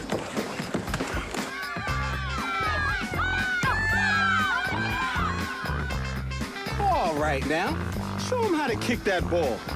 To find out ways you can volunteer in your community, log on to teensvolunteer.org. Okay, Ben, here we go, buddy. That was great, Ben. This time, just try to kick the ball. Do what you like to do. Volunteer. First half highlights, Mike. Well, of course, your picture up to start it all off, but then it was all Granite Bay to kick it off. You have Wagner down the sideline, 42-yard scamper. Again, off that fly fake, the toss to the outside, big run by Wagner, and then Marino punching it in, running hard, pad level down, and into the end zone. 7-0 Granite Bay, and the fans loved it. And then it was kind of miscues for Rocklin. They missed the field goal. Prince hooked it off the inside of his foot. And again, Granite Bay comes back, but Wagner this time, the big fumble into the end zone. Rocklin gets the ball back, but they can't capitalize. Snap over the quarterback, Suspilla's head. They have to turn the ball back over, and then it's Wiley. Devin Wiley into the end zone. Expecting to see a lot out of him tonight. His first touchdown makes it 14-0 Granite Bay. And as you see, Granite Bay really controlling the offensive side of the ball. Total yards, 180, just 33 passing yards, but really rushing the football effectively tonight. That's the Hawkins Exteriors halftime statistics. And the Thunder with the ball almost 14 minutes of the first half. And yet they have been unable to capitalize. They trail in this football game. Just haven't been able to put it in. Haven't found that spark they're looking for on the offense. Been inconsistent. Dropped a couple of passes. Missed a couple of passes. You know, as much as we look at Granite Bay and we thought it would be all Devin Wiley, they've really mixed it up well. For Rocklin, it's been one guy. R.J. Suspilla has been asked to do an awful lot. Well, of course, they lost Smiley last week versus Galt, so they're trying to find that answer. That offense, they're using 4 guys to replace 1. They're trying to find a way to make that offense work to be more consistent in the second half. To get it done, they're going to have to open it up, pass a little bit, but really rush the football and be effective. Rocklin is a team that averages 28 points per game. They're getting shut out in this one. Their head coach is Greg Benzel downstairs with Kirsten Fairchild. Coach, what did you tell your team in the locker room? Well, we got to tackle better, fundamentally on defense. Offensively, we're very pleased in a sense. We've ran over 30 plays of offense in the first half, which is pretty phenomenal in a football game. Only tough part is we've made some mistakes on some of our assignments, and it cost us. It cost us a field goal down here, and it cost us some possession time. So it wasn't one of those half times we yell and scream at our kids. There's no need for that. We just need to tackle better, and we need to make less mistakes on offense. Pretty simple. Thanks so much, Coach. Good luck. All right, thank you. Coach Greg Benzel. Jim? Kirsten, thanks very much. It's simple, isn't it, Mike? It's just simple. Don't turn the ball over. Don't make any mistakes. Tackle the guy who's got the football. Yeah, easy game. That's it. Just football, right? Stick to your techniques and get everything done right away. Joined up here by Nathan and Kevin in the booth tonight, checking us out, checking out the broadcast. Nice open-air booth here at Rocklin. Great facility. The beauty of high school football. You get out here and you get a chance to feel the crowd and the excitement. And you've got two very good teams here in Northern California, and we get ready for the second half to begin. Granite Bay will receive the football off the kick from the Rocklin Thunder. And it is a team game, especially with Granite Bay. They've got a multitude. A whole herd of captains going out there, don't they? I think that's intimidating right there. It's funny because the cheerleading squads are juxtaposed to the football teams. You know, over 80 guys here for Granite Bay. Meanwhile, you've got, 20 or 30 cheerleaders down there on the other side of the field. They have a whole troop, a squadron, a platoon of cheerleaders on the far side. They actually have more cheerleaders than players on the football roster. 55 members of the cheerleading squad for the Rocklin Thunder. 47 members on the football squad roster. And so there you see that excellent Rocklin High School cheerleading squad. And on the other side, Granite Bay. Having a great night here as they've made the trip. Short little jaunt from Granite Bay to Rocklin. Don't miss Comcast Sportsnet Insider with host Mike Lamb Tuesday night at 6. Our insiders give their take on the NorCal sports scene and the topics you're talking about most. Catch Insider this Tuesday night at 6 before House Party Live. It's only on Comcast Sportsnet. Mike Pawlowski, Jim Kozimor on the sidelines, Kirsten Fairchilds. And for this Rocklin team, it's a club that can score, but they're just having a hard time, it seems, finding a rhythm offensively. It's so hard to replace a guy, even if it's a guy that's just a role player on an offensive squad. You practice so much of being together, the timing, everything else, that if you lose that one cog, and they lost a big one in Matt Smiley, it's hard to find that perfect rhythm. Coach Benzel said 30 snaps, but not the full consistency that Smiley gives you. This guy was a real football player. They have to find an answer. Granite Bay will get the football to start the second half. This is a club that went down to Division II this season, Division I the last 2 years. Can that help your program playing against the bigger schools? Well, it always does because they're bigger games. When you play these guys, you're playing tough opponents week in, week out. Teams like Grant, who we saw earlier this year. Teams like Nevada Union, who are perennially a power. You are playing good competition week in, week out, and you learn that you have to be disciplined to play at that level. And if you're not, you're going to get blown out. And these guys played at that level. Last year, they beat Nevada Union. Nevada Union beat Grant. Grant beat Granite Bay. So, it was a three-way tie, really, for that championship. They play good competition. Now they're playing at D2. These D2 schools better look out. Back deep to receive for Granite Bay. Keaton Mendonza and also Aaron Burney. They'll receive the football. Off the toe of Ryan Prince. And it's a little short pooch that is caught.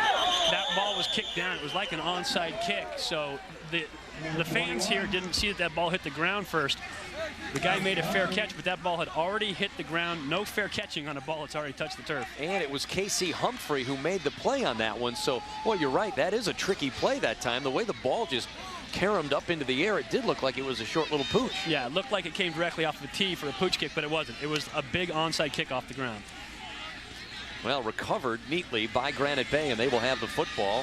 Rocklin maybe trying some trickery to start the second half of play, but now their defense is going to be asked to do something big, which is stop this very potent rushing attack for Granite Bay. Under center, Thomas Moss, the quarterback. 2 of 5 throwing the football. He hands the ball off to Wagner, tries the left side. He's got a first down, and he's across the 45-yard line of the 47. And, I said at the end of the first half, they have great running backs at Granite Bay, but you can't have great running backs without great blocking up front. And this Granite Bay football team and this offensive line has done an outstanding job of blocking for these guys toting the rock. So you got to give big guys credit where it's due. They've done an outstanding job so far. Well, they've helped Jordan Wagner tonight. 6 carries, 73 yards, and he came in averaging over 4 yards per carry on 27 carries. And they give it right up the middle, and again it's Wagner fighting, this time inside Rocklin territory, and he dragged down a defender. Tony Montavali had to go down to bring him down. And Brandon Marino, again, a big block up in front. Marino more of a tailback type, Wagner more of a fullback type. But Marino, you see a big block right there. They just like to hit people on that Granite Bay line and the Granite Bay backfield. There's Matavali. Saw him make a couple big pass defenses so far, a couple nice tackles on the defensive side of the ball. He's having a heck of a game. They move the tight end over to the right side, and it's Wiley in motion. They fake the give, the quarterback Moss rolling. Tucks and tries to run. He's got a first down. He's inside the 40. Gets hit by that secondary, but a nice pickup by the quarterback, an 8-yard gain. And Granite Bay continues to move the football.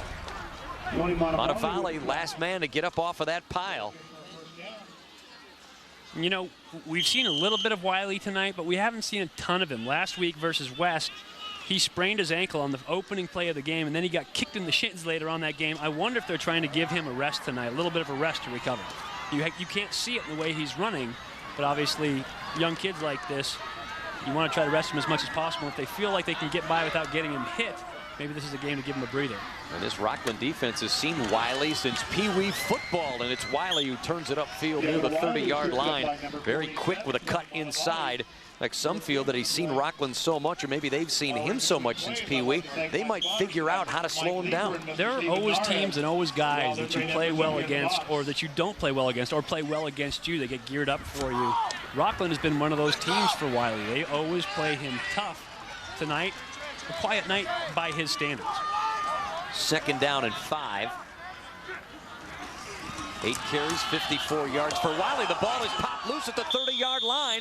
Players pounce on it, but quickly the hands go up, and Granite Bay believes they have kept the football, and they have. And Wagner, again, that's the 3rd time that he has put the football on the ground. One fumbled into the end zone.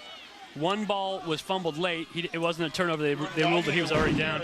This time, watch as the tackler puts his helmet right on Wagner's hands. That's exactly how you're supposed to tackle the football every time. Cameron Wardlaw in there putting his helmet right on the football. That's the best way to knock it out. And Wagner had to come off the field. He was holding his left arm.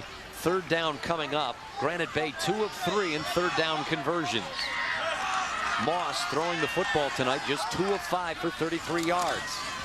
Inside handoff, going nowhere. Ryan Marino is pulled down by the defense, and the Thunder trying to gain some momentum at the defensive side. Paul Caminata made the stop, the 6-foot senior. Both Caminata and Suspilla in there, but look at the penetration.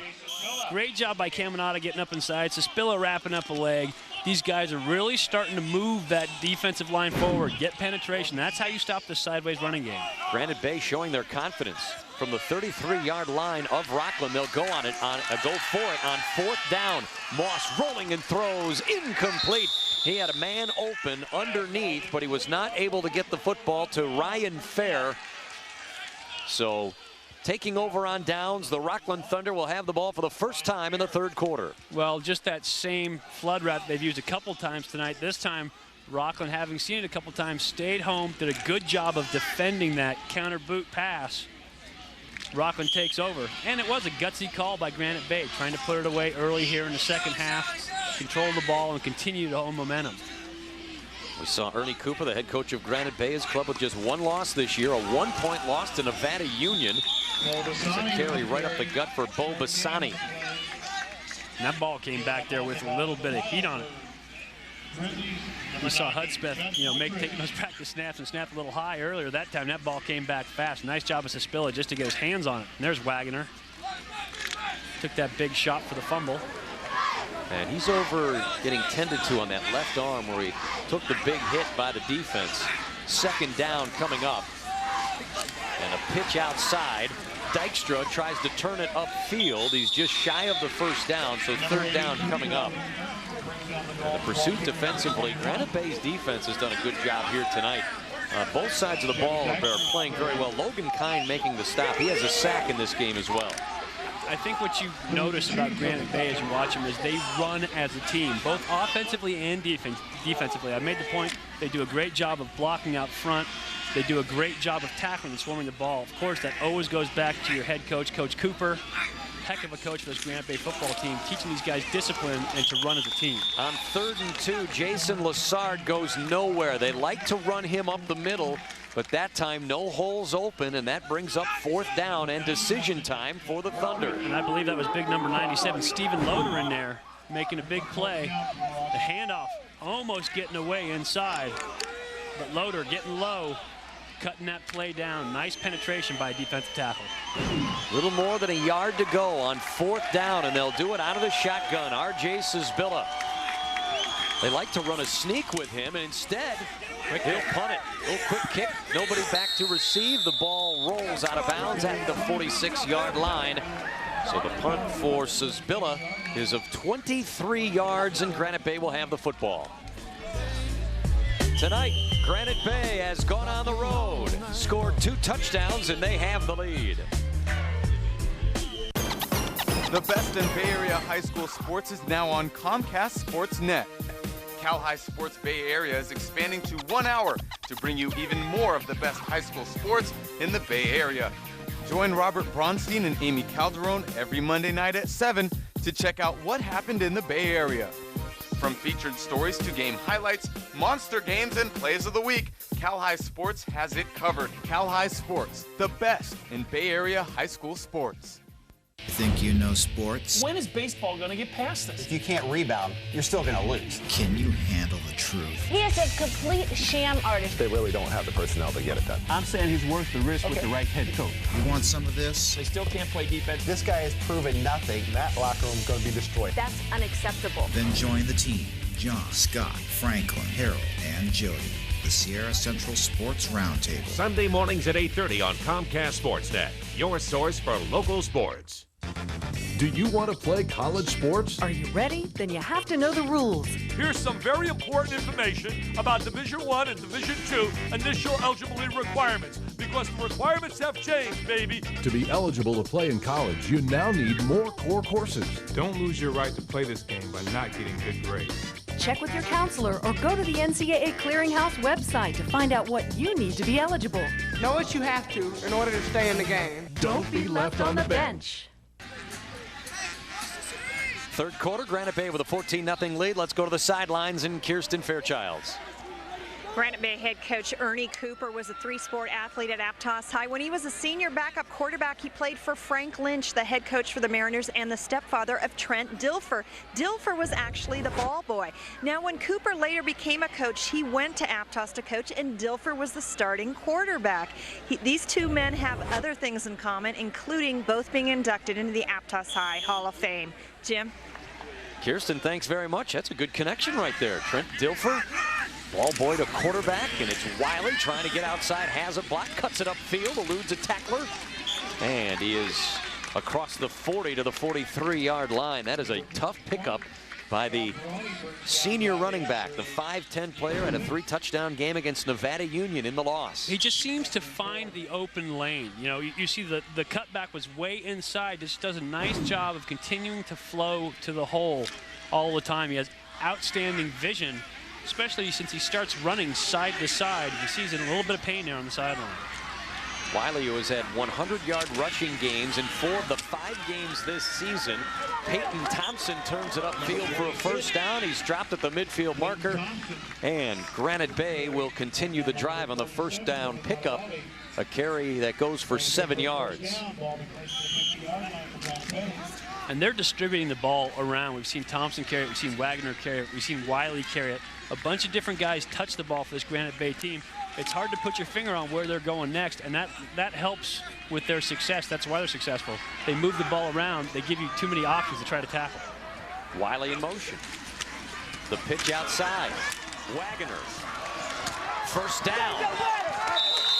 Tackle is made for Rocklin by Dylan Lane, a wide receiver on the offensive side. But a quick burst by Jordan Wagner, and again, Granite Bay moves the chains. And big Ryan Marino out in front. Watch this key block. Right there, big block on Sisbilla, the quarterback. All you have to do is get your guy out of the running back's way. Did a good job of getting Sisbilla out of the play. Big pickup after that initial block. Nice job by Marino. Not just a tailback, but he blocks for his teammates too. One thing about this Granite Bay team, very unselfish. And for Wagner, 9 carries, 93 yards. Marino tries to do it all on his own, but it's not going to happen as the blue jerseys are all over him. Good job by the interior defense. Bryce Hyman's the 5'10 junior in there to make the stop. And a bunch of other blue shirts in there with him. Hyman's the initial contact and the final takedown, but a bunch of his guys around swarm tackling too. You know, to talk about Granite Bay and the way they run the ball. Rocklin also doing a nice job. A lot of blue jerseys around the ball every time. Well, they run a 5-man front from time to time, but they've run the same defense down through the freshman teams. And so by the time they get to the varsity program, they know what they're supposed to do.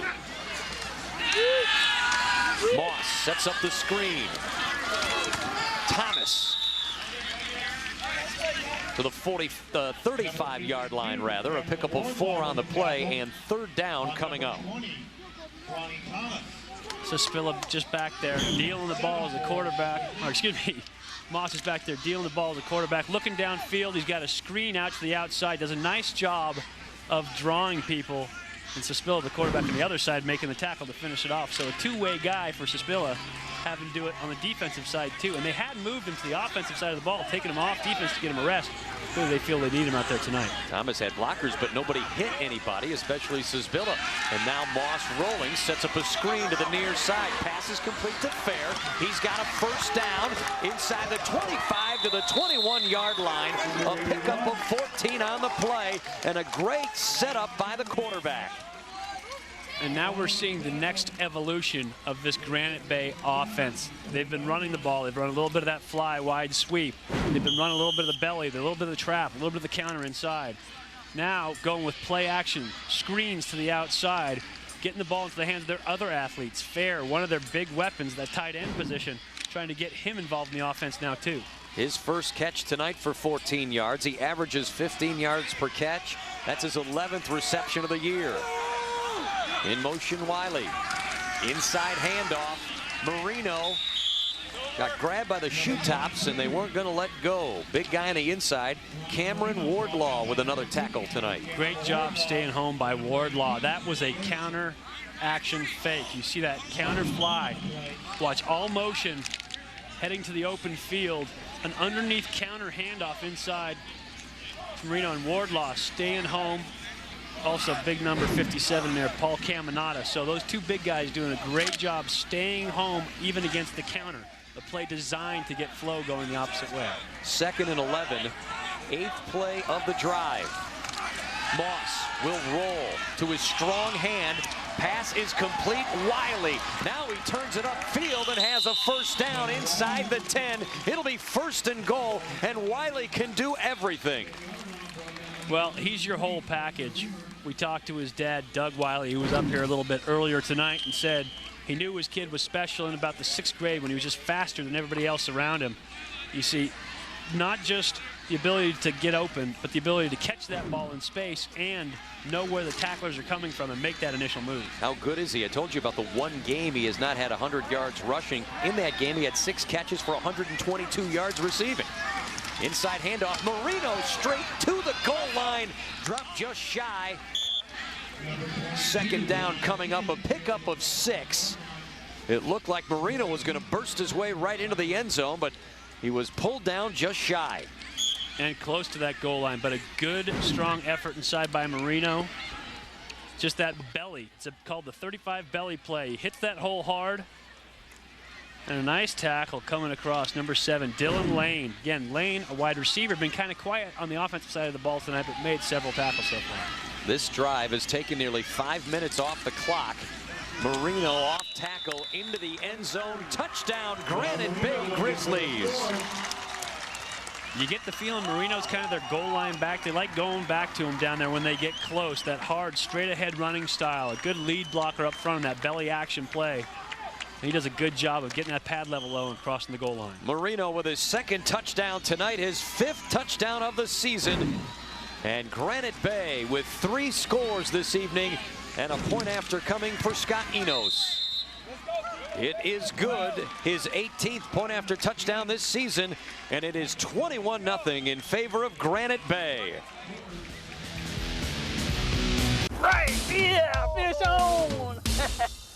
Fishing is fun, but catching fish is funner. Whether it's autumn, winter, spring, or summer. From the Sacramento River to the San Francisco Bay. Fishing is fun, but hooking is the only way. gonna show you how to catch some fish today.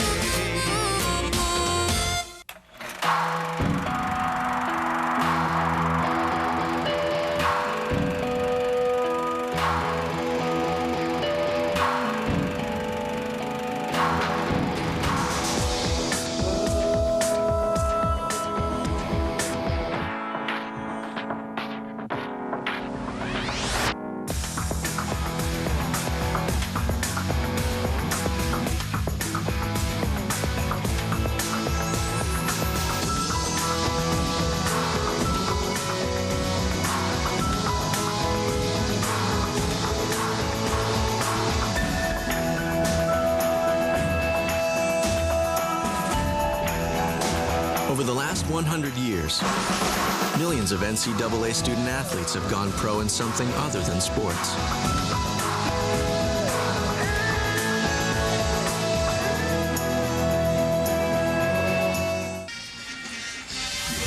Keep up with the 49ers all season long on Comcast Sports Net. Your host, Chris Townsend, takes you inside the Niners world with in-depth interviews and access you won't get anywhere else. Watch 49ers Insider Thursday night at 6 p.m. and it's only right here on Comcast Sports Net. And tell me this, Coach, how many bites does it take to get to the middle of a Tootsie Pop? She worked hard on that one all night long. Way to go, little lady, and way to go, Granite Bay. A 10-play drive that went nearly 5 minutes. They had only 1 third down in that 10-play drive. The 3rd and 7 was converted on the 14-yard catch by Fair, and they go in for their 3rd touchdown of the evening and lead it 21-0. And on the return for Rocklin, Spencer Reimer, the 5'7" senior, makes his way across the 30-yard line to the 32, and that is where the Thunder will start this drive. And Matt Adams actually with the tackle, but I think he took the worst of that. Reimer actually put his shoulder down and ended up knocking Matt Adams back on his back, so looked vicious, but running back gets the best in that one. He gets the check. And Ernie Cooper told our Kirsten Fairchilds at the half that he's afraid of number 18. That's Chris Garrison in blue for Rocklin, the wide receiver. We haven't heard much from him this evening. 2 catches, 15 yards. Pump fake by Sisbilla. Going deep, trying to find Garrison. And the pass is knocked away. Well, a lot of white shirts around him. You know, we heard Coach Cooper talk about being scared of him. Your quarterback knows he's a good player. You get locked into him, really force that football. Sisbilla should have checked down, gotten away from his receiver on that play, but he didn't. Again, you see him. He's staring at him the whole way, gives him a little pump fake, a stop and go. But Granite Bay never bit. He just threw that up there, hoping that his receiver would make a play. See if Sisbilla tries to do it some more with his team down 21-0. Sometimes you try to force those plays, and now Sisbilla steps up in the pocket. He'll tuck it, gets a block from one man on the outside, and is able to pick up a few more yards. Good job on the block by Matt Stover, the wide receiver, and that gave Sisbilla enough to get near a 1st down. 3rd and 1 coming up. Perkins making a nice tackle at the end, but a good awareness out there. Matt Stover, you have to know when you turn from being a receiver into being a downfield blocker. When that quarterback crosses the line of scrimmage, he just turned, picked up a block, and got a few extra yards for Sisbilla. There you see Stover, and he'll split wide right. 2 receivers to the right. And on 3rd and short, they'll sometimes go to the quarterback sneak in this situation, and there must have been some miscommunication because Sisbilla had to pop up and call for a timeout. They're trying to draw Granite Bay offside. You hear him with that heavy hard count. Hut, hut, hut, hut, screaming at him. There's a trick to it, Coach.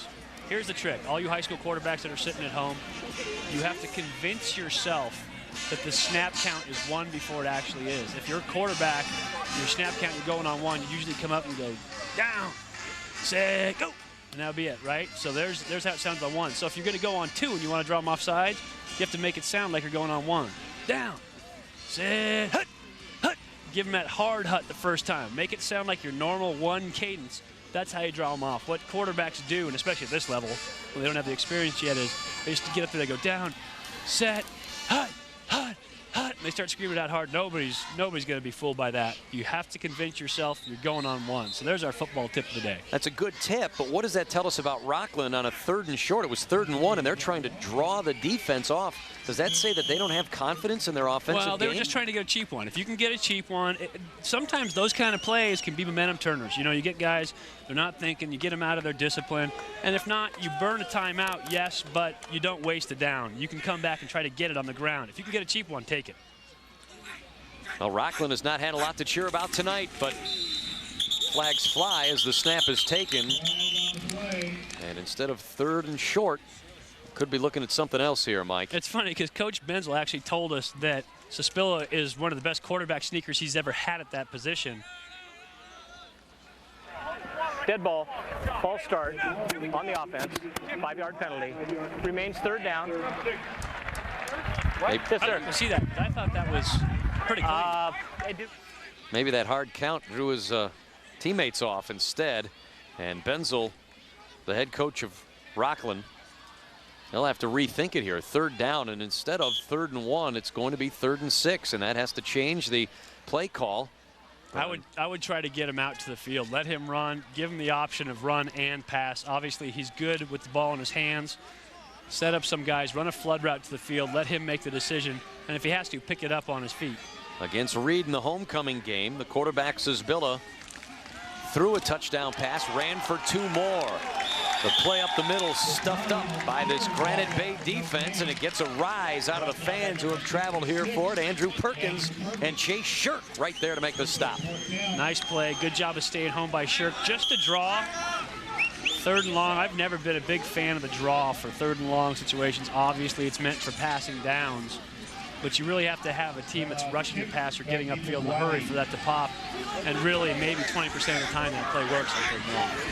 4th punt of the night for R.J. Zbilla. Puts it in the air. Nice soft spiral. Tries to kick it away from Wiley and does, but Wiley chases it down near the 20. Starts upfield. Needs a block and gets it. He popped a man who lost a mouthpiece, but then Wiley is pulled down at the 27-yard line.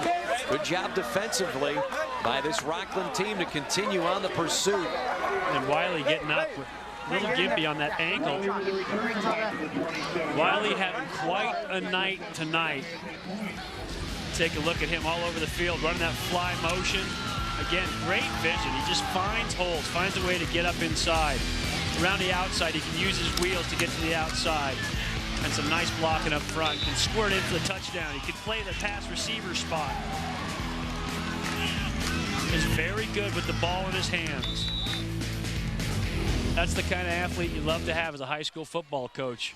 This guy can carry a team on his back. He has great skills. And actually, we haven't seen a ton of him tonight because the rest of his running backs have done such a good job carrying the ball. That was Marino on an inside handoff, but the night for Wiley, 60 yards on the ground, 50 yards in catching passes, and 22 return yards for a total of 97 on the night. He also has a touchdown in this game. Averaging about 126 yards per game of total offense between receiving and rushing. He's an all-around football player. A lot of D1 schools taking a look at him. Went down for a combine down at USC. The guy's a real football player. 3rd quarter is over. Granite Bay has matched it each and every quarter. 7 in the 1st, 2nd, and 3rd. We head to the 4th with the Grizzlies leading 21-0 as you watch Friday Night Football on Comcast Sportsnet.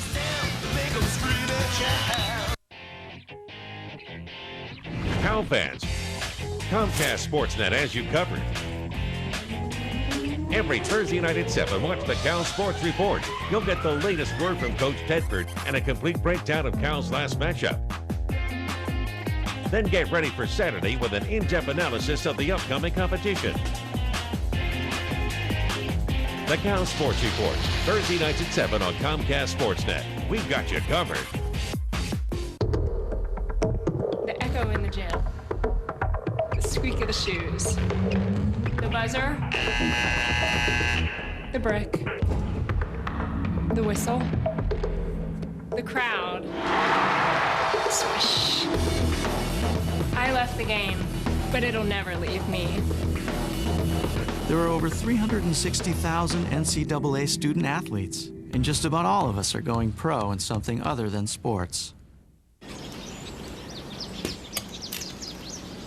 Sure, they're juicy and delicious. But did you know fruits like melon and mango are packed with vitamin A to help you see better? Eating fruit can also help make your teeth, skin, and hair healthy and strong.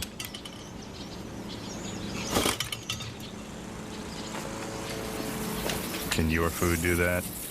Run, throw, think, eat better. Find out more at smallstep.gov.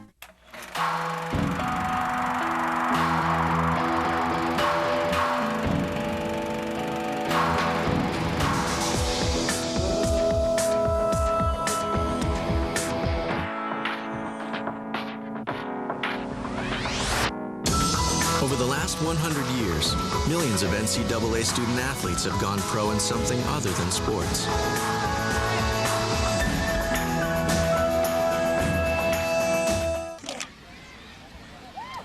In this football game, it's been all Granite Bay. They lead 21-0 here in Rocklin, California. But this school, not just known for football, our Kirsten Fairchilds tells us more. That's right. Well, Dylan Lane and quarterback Saspilla for Rocklin, also on the track team. More than 100 boys and girls turn out for track here at Rocklin High, and in fact the school opened in 1993. This track's been resurfaced twice, including last summer. It's one of the most popular sports here at Rocklin High. Jim? Kirsten, thank you very much. I could stand to take a few laps around the track myself. Getting a little cold up here? Just a little bit. RJ Sisbilla has been under pressure all night long for the Rocklin Thunder, and they're still looking for their first score of the night. One of those great track athletes, Sisbilla. Here off the handoff for Rocklin as they try to run the football. Peyton Thompson tries to take it outside, and he's near a first down for the Rocklin, for Granite Bay rather. As football announcers, we like to refer to them as track athletes. You know what football coaches call them? What? Track guys. He's a track guy. He's a track guy. Is anyone ever a field guy? There's track and there's field. It's like country and Western music. I've heard that, but track, it's all encompassing. Track is, it's like a genre all to itself. Track guys are different. They're different. They're fast, but they're track guys, you know. Okay, that's where the football coaches come from. They're track guys. But I'll tell you something, it's the one sport I think a lot of other coaches would like to see their athletes perform in. It does help you no matter what event you are going to do, no matter what sport you try. No question about it. There is no substitute for speed, and you can't train for speed any way better than you can while you're participating as a track athlete. Going to have a measurement here to see if they did in fact pick up the first down. And as they I'm going to give it to them. Unravel the links. It is a first down of a placement, and Granite Bay will have a first down and 10. 15 first downs to 6 for Rocklin. And Granite Bay has played very well tonight. Their quarterback, Thomas Moss, just a junior, but he is growing. And that third quarter, wow, is all Grizzlies. Yeah, that's big. Very consistent for Granite Bay tonight. Rocklin having a tough time trying to fill that hole for Matt Smiley. The handoff to Wagoner, tries the middle of the line, gets pulled back. And we mentioned track and field, and everyone talks about track and the speed of athletes. What about the interior linemen? Is there the shot put or the discus or something, those big beefier sports that can help them with quickness and power? Yeah, cross country. That's one of the big quickness and power sports. No. Yeah, I mean, any of the lifting, a lot of these guys get into other sports. You have guys that wrestle. You have, actually, a lot of the big guys, believe it or not, like to play basketball. It helps with footwork. They can move around. You know, it teaches athleticism. Any time you can play another sport, it helps the game of football. It helps you as a player. Wiley using his athleticism to move towards the 45-yard line. He gains 4 yards on that carry. And Wiley now with 10 carries and 64 yards on the ground. And he also has 1 catch for 15 yards. I think you bring up a great point, though, Coach, in that you want kids to play a whole bunch of different sports. You want them to play football. You want them to play basketball. You want them to play soccer. You want them to play all of these things. Because if you just play the one sport, say baseball, you only learn that sport-specific moves. And you can't translate to everything else. If you learn them all, you get the kinesthetic awareness, you get the physicality of playing all those different sports, and it helps you no matter what you do later on as an athlete. Flags are flying. Penalty will come against the Rocklin Thunder. How many coaches will allow their guys, though, to play multiple sports. In high school, you don't really have a choice. If your guy wants to play another sport, you get to. In college, it gets a whole lot different because they own you at that point. So a lot of dead ball, delay on the offense, repeat third down, 5-yard penalty. Coaches won't let you play another sport unless you're a really special athlete in that separate sport. And the big worry, of course, is always injuries. You play a game like basketball, if you're a football player, you're going to roll ankles playing basketball. There's no two ways around it. You're jumping up and down on a hardwood floor with a bunch of sneakers underneath you. You're going to roll an ankle at some point. So you have to be careful not to get injured, but they really do benefit the athlete. That penalty against Ernie Cooper's Granite Bay Grizzlies was their first of the night. 3rd and long, Moss on a play fake, dumps it underneath to Thompson. He has a first down. There's a flag in the air well behind the play as Thompson was able to make his way into Rocklin territory before getting forced out of bounds by Cameron Wardlaw. Wardlaw actually late hit on that play. That's what that flag is about. He got a big late hit. He hit Moss in that backfield, rushing the quarterback, smacked him. You heard it right there, number 52. Yep. A personal foul, roughing the passer on the defense, 15-yard penalty tacked on to the end of the run. And this was a little bit of frustration. We talked about shot put earlier. Watch Moss. He rolls out to his right and kind of shot puts this football. Shot put it out, but that's about 3 steps late. Wardlaw hits him. Ball's plenty away. Wardlaw knew it was away. That's a good flag. That's a little bit of frustration coming out here. Rocklin been ineffective on both sides of the ball tonight. As a whole, his frustration just got taken out on Moss. Wiley in motion, a pitch out for Wagoner. Gets outside and forced out of bounds. Finally rolled over, and it was Spencer Reamer who finished off the tackle. And Wagoner was actually, he had his hand. He was holding Reamer at the end. You usually think of a late hit as the guy on defense. Watch this, Wagoner rolling to the outside, lowers his shoulder pad down, gets Reamer, and now he's got his hand underneath the face mask there. And he's pulling on Reamer. That's not allowed in the rule book. Got away with one, but offensive players oftentimes will get away with a lot of that stuff. What a night for Wagoner. He's over the 100-yard mark. He came in with 115 yards on the ground. His best game of the season here tonight on Friday Night Football on Comcast Sports Net. Devin Wiley doing it on his own again. He's got the first down, and Granite Bay continues to roll. In the fourth quarter, hasn't really been kind to them in the scoring department, but in this game, it does not matter. They have matched that number 7 in every quarter of the game so far. Well, they've been in control this whole game. You know, I think that Rocklin, and I've said it a couple times tonight, but really having a hard time filling that Smiley hole. He was a huge player, great player for him. They're trying to find an answer for it, and they're just out of sync right now. They'll come together, they'll find a way, they've done it, but right now they're out of sync without their star. Granite Bay, the number 4 team in the Sacramento area. And the give off tackle. Well, that's a nice hit at the end of that play as Wagoner went down and it was almost helmet to helmet. Dylan Lane going down the same on the other side. Now, Dylan Lane is 6'3", 180. Meanwhile, Wagoner is 5'9", 195. Wagoner is going to have the automatic lower pad level. Tackling is the game of leverage, so Dylan Lane just kind of kept going down and down and down and down, and they met real low about waist level. 2nd and 6.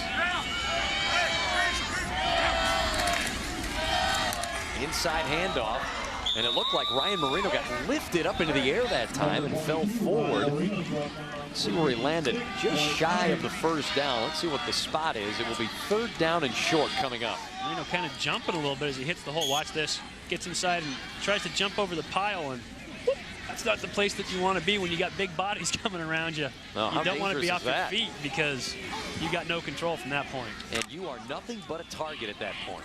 When you're up in the air, you're helpless. 3rd and short. In motion, Thompson. Give up the middle.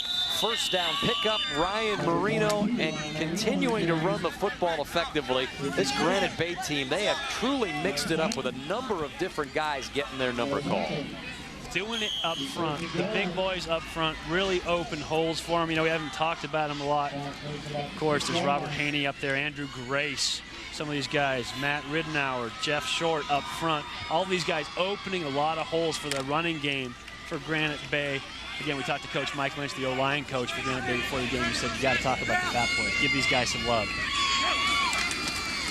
First and goal, up the middle. Jordan Wagoner gets bounced down inside the 5. Second down coming up. Wagoner with 13 carries, 111 yards. A very workmanlike night for the 5'9" senior, as Granite Bay is on their way to a record of 5-1. They lead the football game 21-0. Ernie Cooper has got to be happy with the way his team has played here on the first night of league play. D2 Sierra Foothill League. First game of the year with these two teams. They hand the football off. Peyton Thompson trying to dance around out there. Didn't fool anyone in a blue jersey. He gets pushed back by the 5-yard line. Well, he was trying to do his best impression of Devin Wiley out there and didn't quite get it done. Got cut off right away by good penetration by that Rocklin defense, where Wiley would normally turn that ball up and just get where he can.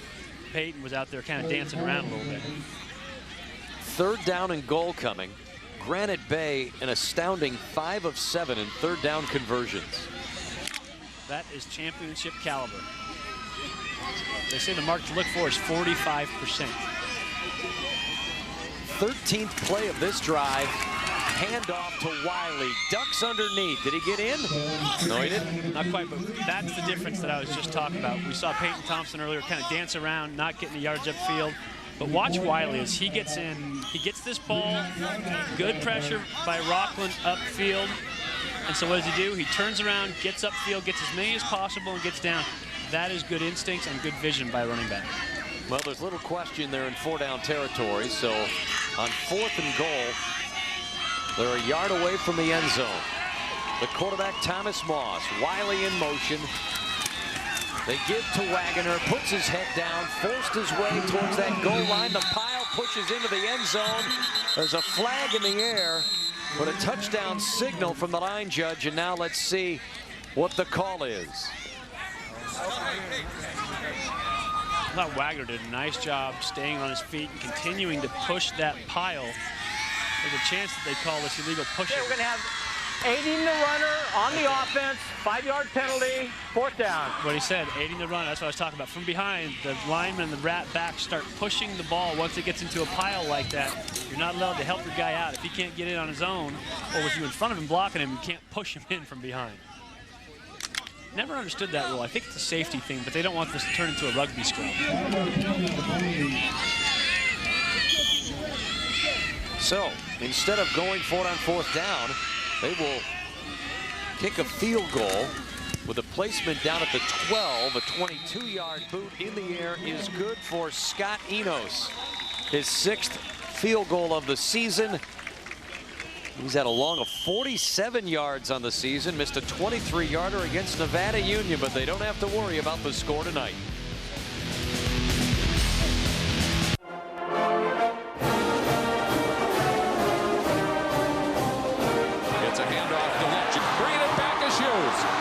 Brought down just by the man we're talking about, Mebane. Lynch was so fast he eliminated the angle to the wow. Handoff goes to Lynch. Lynch over left tackle. They're not going to catch him. Oh, he's going to take another sack. He's brought down. Mebane gets him. What a play again by the same man, Damian Hughes, who had a bigger. Hi, I'm Luis from Sesame Street. Hi! I'm introducing Elmo to some healthy new snacks. Delicious fruit. Healthy habits start early. In fact, studies suggest that children form these habits even by age 3.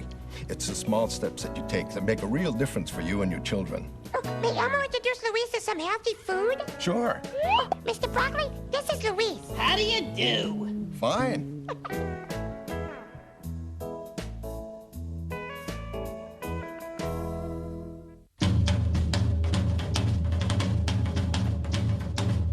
You taught him how to hit a baseball, how to hit a receiver, the strike zone, a 9-iron, the net. Even taught him how to hit the open man. But how much time have you spent teaching him what not to hit?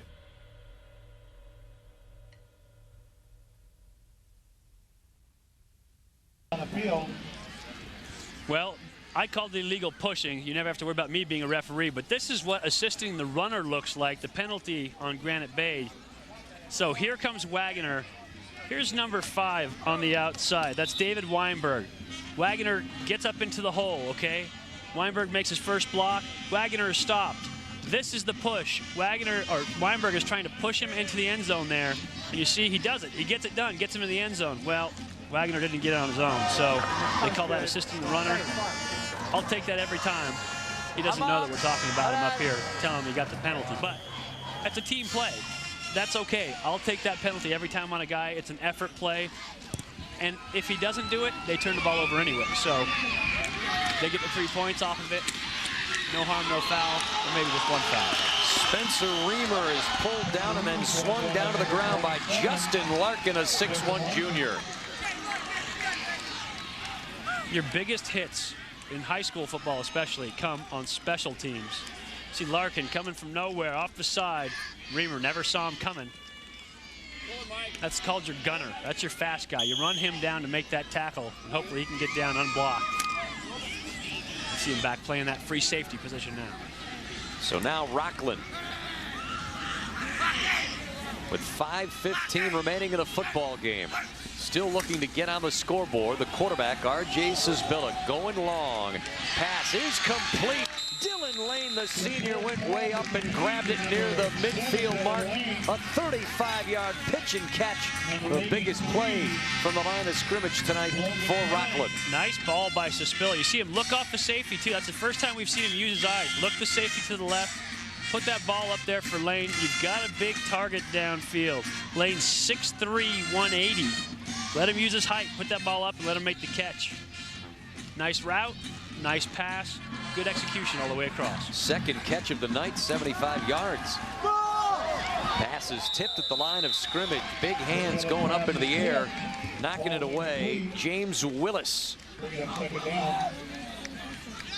Playing that defensive end spot. See him coming out of the right side of your screen. Sisbilla checking down to that hitch, and Willis just getting enough of his paw up there to knock that down. Sure looked bigger than the 6'1", 200 pounds that he is listed at. 2nd and 10. One of the few times that Rocklin has been in Granite Bay territory. A pass behind the intended receiver, Matt Stover. Friday Night Football brought to you in part by Hawkins Exteriors, where you can save up to 40% on your energy bill when you buy 10 Energy Star replacement windows from $3,799 install. Call Hawkins Exteriors today at 1-866-GO-HAWKINS today. 3rd down and 10. Out of the shotgun. Different lineup. Medavali in the backfield. Sisbilla under pressure. Throws complete. Nice catch. Dylan Lane crossing underneath. He's got a first down for the Rocklin Thunder, and he finally gets shoved out of bounds inside the 30. Nice job by Dylan Lane of continuing to work for his quarterback. Sisbilla got a little bit of pressure. You'll see him drop back, gets him underneath pressure, escapes to his left. Lane keeps coming with him. Good job of continuing to work. That's what you have to do. Get open for your passer. Lane, one of those track guys, also plays basketball, has 3 catches tonight. That was the 8th first down. Pass on the far side. It is complete. Caught by Villecat. Just a quick hitch on the outside. They've been off a little bit. Sisbilla's been off a little bit on those hitches. Balls have been either kind of behind or upfield. I think that they have to work a little more on the timing of that route. You want to be able to grab that ball, turn, and put it on your receiver's chest as he turns around and give him the best chance to get downfield. They've been missing that by just a little bit tonight. And some movement before the snap. Chris Garrison, the wide receiver on the near side, got out and moving quickly, and that will move Rocklin back 5 yards. We want to thank the athletic on the offense. Repeat 2nd down. There we go. We want to thank the athletic director and his staff here at Rocklin High for their great hospitality. David Bills has been very kind to us here on the Friday Night Football crew. on Comcast Sportsnet have enjoyed our time here in this fine city of Rocklin. Good school, good program, great facilities. The baseball diamond is spectacular. Here's a throw on the far side that is behind the intended receiver, Chris Garrison. But we've had friendly people on both sides as well. Just class acts all the way across the board, both Granite Bay and Rocklin. The parents have been very nice. Kids have been very nice out here tonight, too. It's been great, this Friday night football package. We have had some great games here on Comcast Sportsnet, seen some great high school football all throughout the Central Valley into the Bay Area. We were at Kezar and saw some great individual performances. Down at Clovis last weekend, a great game down there. And not too far from here in Loomis, we had a great football game with Del Oro and Nevada Union. On 3rd and 10, Sosbilla under pressure, gets pulled down from behind. Good tackle is made by Chase Shirk. Well, Andrew Perkins